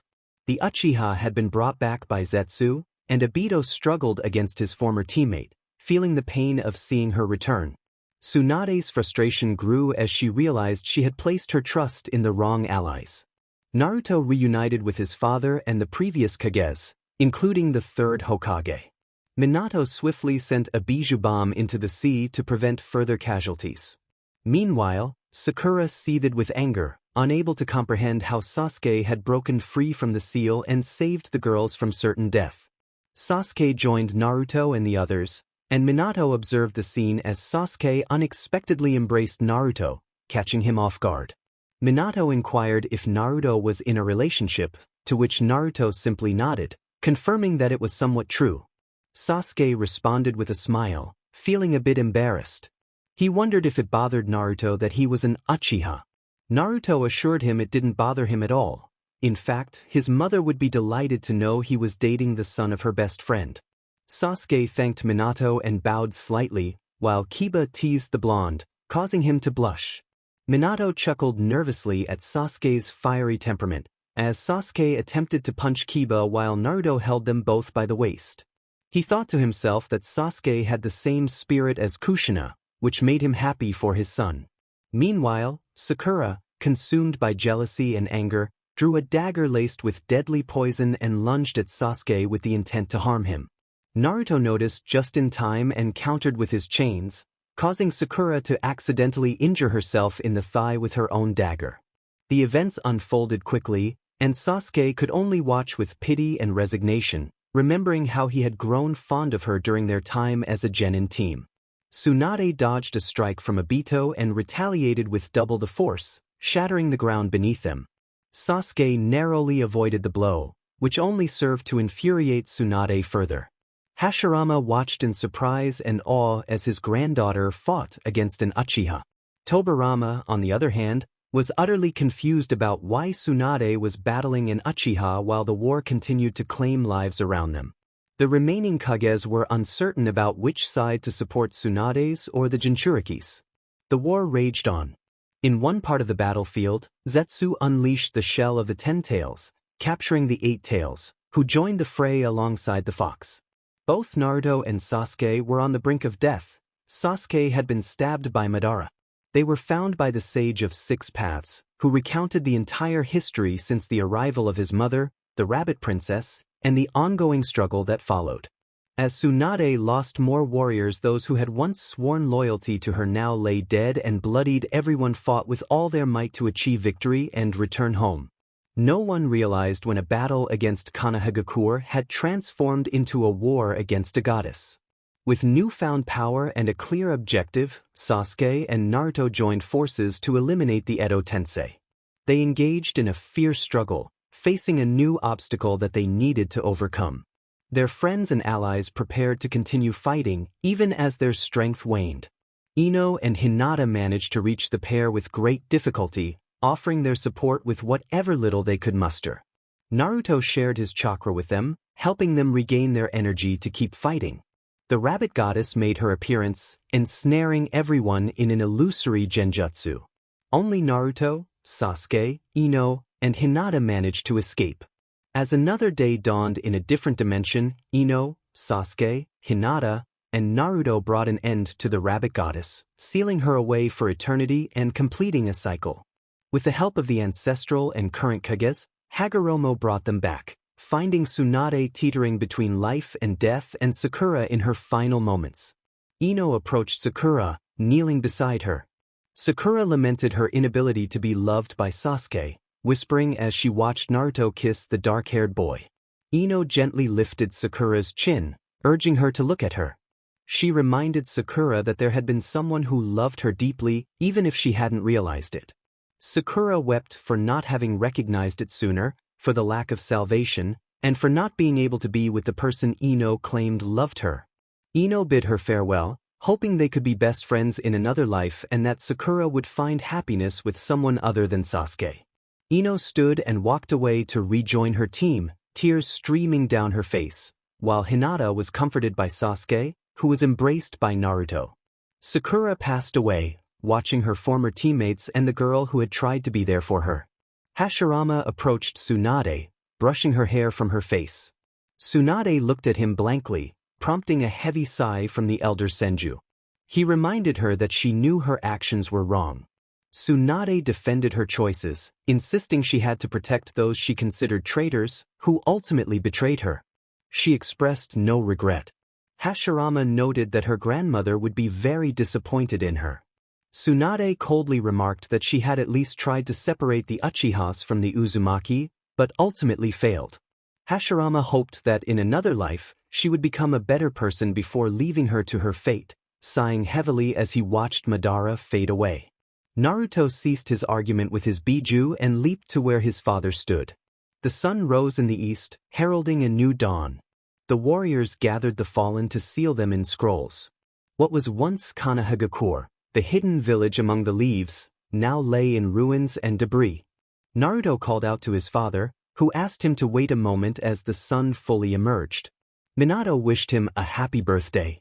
Naruto expressed his gratitude, but Minato reassured him to remain calm. Both he and his mother were proud of him, declaring him a great man and the next emperor of the Uzumaki Empire and the Namake's house. As Minato's clay body began to crack and crumble, he bid farewell to his son, urging him to take care of Sasuke. Naruto wished for his mother to know that he bathed daily, ate healthily despite his dislike for vegetables, paid attention to his village's teachings, and always did his best, even if he wasn't the most studious. He mentioned his friends, who, while not many, were good people who accepted him as he was. Tears began to flow from his blue eyes as he spoke of the 5 ninja prohibitions he had always adhered to and how he had taken care to follow them. He recalled his mother's words about finding a woman like her strong, intimidating yet kind and loving. He admitted he wasn't good with women and that he had fallen for someone who loved him back, expressing his desire to share so much with her. Minato assured him he would relay the message. As he floated into the air, enveloped in a sphere of light, Naruto cried for the absence of his father. Sasuke approached him, offering a comforting embrace as everyone watched the scene with sorrow. Some Biju chose to remain free, while others stayed with their Jinchuriki, having grown so accustomed to their presence that they would miss them. Danzu was killed by Obito before he escaped, complicating everything. 5 days later, at the entrances of the Whirlpool ports, the crowd gathered to witness their return, celebrating with joy as the warriors smiled for fulfilling their duty. Kakashi, Itachi, Neji, and Iruka wore broad smiles as they welcomed their friend back home safely. Sasuke rushed to embrace his brother, while Obito dramatically hugged Kakashi, causing laughter and a hint of embarrassment for the silver-haired ninja. Naruto simply smiled, feeling content that everything had finally come to an end. After several hours, once everyone had bathed and eaten, they were now with their loved ones, enjoying moments of affection. In Naruto's room, Iruka sat in a chair while Naruto reviewed a scroll at his small desk. Iruka urged Naruto to rest, knowing he was exhausted. Naruto acknowledged his friend's concern but insisted on helping the newcomers settle into their new lives. Iruka encouraged him to take a break, offering a gentle massage to his tense shoulders and assuring him he would keep anyone from disturbing him. Reluctantly, Naruto agreed, laying down to sleep as Iruka tucked him in and kissed his forehead goodnight before quietly leaving the room. In Itachi's room, Sasuke was being affectionately embraced by his brother, who gently rubbed his head. Sasuke kept his eyes closed, savoring the comforting touch. Itachi expressed his surprise at having Sasuke back, reflecting on how he had once feared he would never see him again. Sasuke urged his brother to forget the past, grateful to Naruto for saving him from that fate. A knock at the door caught Sasuke's attention, and he frowned, wondering who it could be. A voice from outside announced its presence, and Sasuke allowed the visitor to enter. Neji stepped inside, and Sasuke raised an eyebrow at his arrival. Neji quickly explained he was there to ask for a favor regarding the Hyuga clan's future. He requested Itachi's help in finding suitable land for their clan to settle, as they were the only main Hyuga left. Itachi was surprised by the news that Neji intended to leave the mansion but agreed to assist him. Neji expressed his gratitude, feeling a bit flustered before hastily exiting the room, leaving Itachi smiling at the interaction. Neji walked briskly down the hall, his face flushed, and unexpectedly bumped into Sasuke, who was leaning against the doorframe of his room. Sasuke casually mentioned wanting to spend time together as brothers-in-law, teasing Neji about his feelings for Itachi. Neji understood the implications and entered his room, curious about Sasuke's plans. Sasuke explained he wanted to wait until things returned to normal before publicly announcing their relationship to Naruto.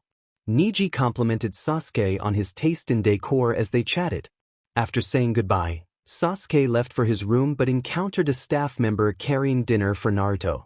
He smiled and requested to deliver it personally. Upon entering Naruto's room, he found him peacefully asleep.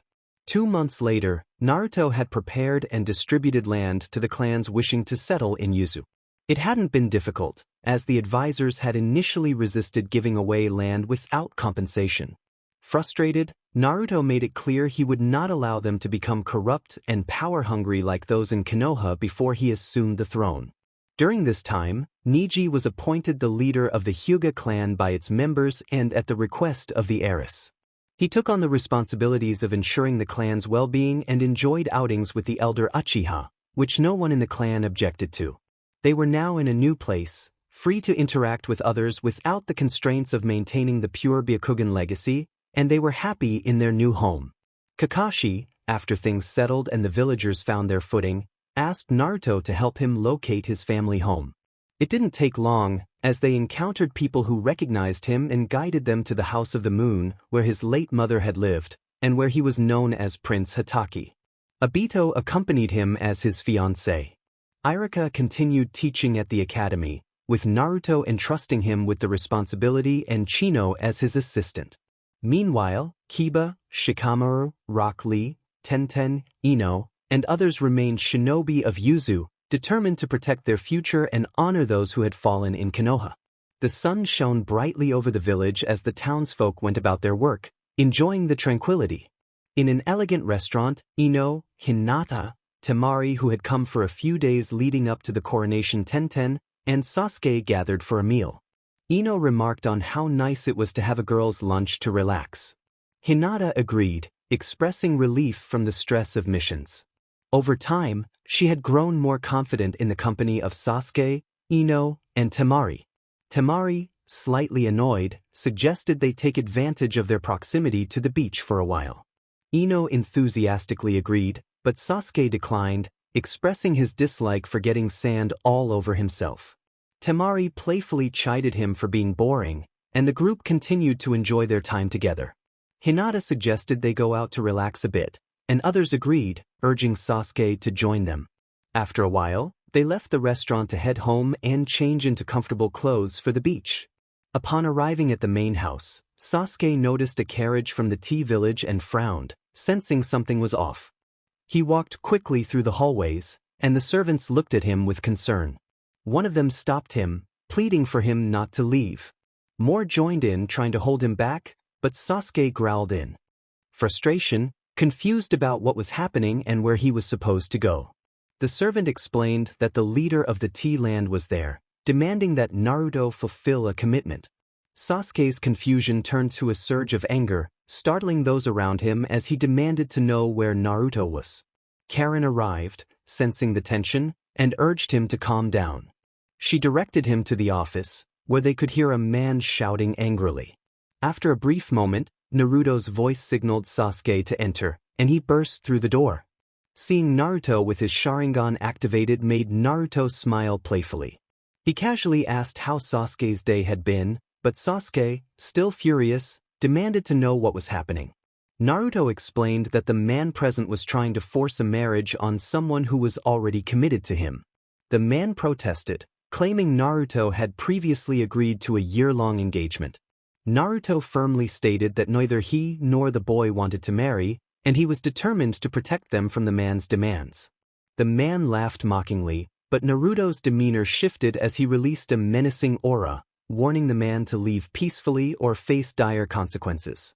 The man, realizing he was outmatched, left the room, and shortly after, the siblings thanked Naruto and Sasuke before exiting. Naruto settled into his chair, looking at Sasuke with a playful grin, teasing him about his jealousy and expressing a desire to claim him. Sasuke, feeling possessive, approached Naruto, asserting that he would not share him with anyone. Naruto smiled and pulled Sasuke closer, seating him on his lap. Sasuke gasped at the sudden intimacy but soon wrapped his arms around Naruto's neck, enjoying the moment. Naruto whispered his longing to have Sasuke with him, expressing that he couldn't bear to be apart any longer. Sasuke, feeling flustered, urged Naruto to take him. Happy with the request, Naruto lifted Sasuke and led him through a secret door to his room. As they entered, Sasuke felt a rush of pleasure from Naruto's kisses. When they reached the bed, Naruto gently laid Sasuke down, slowly removing his clothes. Once Sasuke was bare, he playfully complained about being the only one undressed, prompting Naruto to encourage him to take off his own clothes. Sasuke eagerly complied, and as they explored each other, their connection deepened. Naruto admired Sasuke's beauty, and they shared tender moments filled with affection and desire. Sasuke felt overwhelmed by the intensity of their bond, whispering Naruto's name as they embraced. Naruto, now a man, exuded strength and confidence, which both intimidated and excited Sasuke. As they continued to express their love, Sasuke felt himself losing control, swept away by the emotions and the connection they shared. He decided to give in to his impulses, as he always ended up doing. At least he wasn't being violent or dangerous, and he felt that Naruto was. He could see how Naruto was trying to control himself, trembling and holding back as much as possible. So he needed to clarify things. Sasuke suddenly asked what was on Naruto's mind. Naruto froze, cornered. He admitted that he didn't know, thinking they could do something together. He shivered when Sasuke placed his hand on him, a firm grip that left no room for doubt. Sasuke buried his face in Naruto's shoulder and whispered in his ear, expressing his surprise at this side of Naruto. Naruto felt nervous, unsure of what to do. He confessed his lack of experience and his desire not to do anything foolish, questioning why it seemed that Sasuke understood how they should proceed. Sasuke revealed that he had imagined this many nights, caressing Naruto's back and hair, slowly intertwining their legs.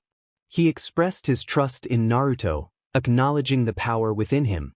Sasuke admitted he loved knowing Naruto had such strength, the capacity to destroy everything, which excited him. He urged Naruto to take him with all his strength, smiling as he revealed how much he desired him. Sasuke presented his neck, leaning to the side, inviting Naruto to take the lead. Naruto accepted, leaning in to bite near the cursed seal on Sasuke's neck, eliciting a strange gasp from him, a sound Naruto had never heard before. He found this new side of Sasuke intriguing. As Naruto explored, he felt a rush of excitement. He complimented Sasuke, expressing how beautiful he found him. Sasuke surrendered to the moment, unable to move freely, as Naruto continued to tease him. The pace slowed when Naruto positioned himself in front of Sasuke, who looked up in delight. Naruto playfully asked if Sasuke wanted to try something new, but Sasuke remained silent.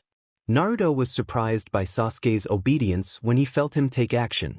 The moment was exhilarating, and Naruto couldn't help but express his admiration for Sasuke. He pushed forward, wanting to please him, even as he struggled to maintain control. Sasuke was captivated by the experience, feeling a sense of fulfillment. Meanwhile, the girls had been waiting for Sasuke for a while, unsure of how long it had been. Temari sighed and stood up, missing her friends. She declared that if Sasuke didn't come soon, she would go find him. Hinata and Ino followed her, puzzled by the delay. They wondered if something important had come up. Upon reaching the mansion, they asked if Sasuke was inside. The attendant confirmed he was, but Temari declined the offer to announce their arrival.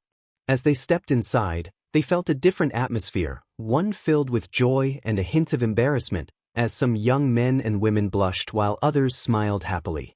Hinata expressed her confusion about the strange vibe, and Ino agreed, both feeling a bit flustered. Temari stopped a passing young man to inquire about what was happening. He blushed and stammered that the emperor was locked in his room with Sasuke. Temari raised an eyebrow, surprised, but the young man clarified that it was not just any kind of locked door, emphasizing the word, that. The three girls exchanged shocked glances, their faces turning red as they realized the implications. Ino thanked the young man with a smile, and they all agreed that their plans had likely been cancelled. Temari suggested they wait for Sasuke to come out and tell them everything, and Hinata proposed they head to the kitchen for something to eat. In the kitchen, they found the cook preparing pastries while Irika appeared flustered and Gaara smiled, with Mitsukage looking away shyly and Reikage trying to maintain his composure. They speculated,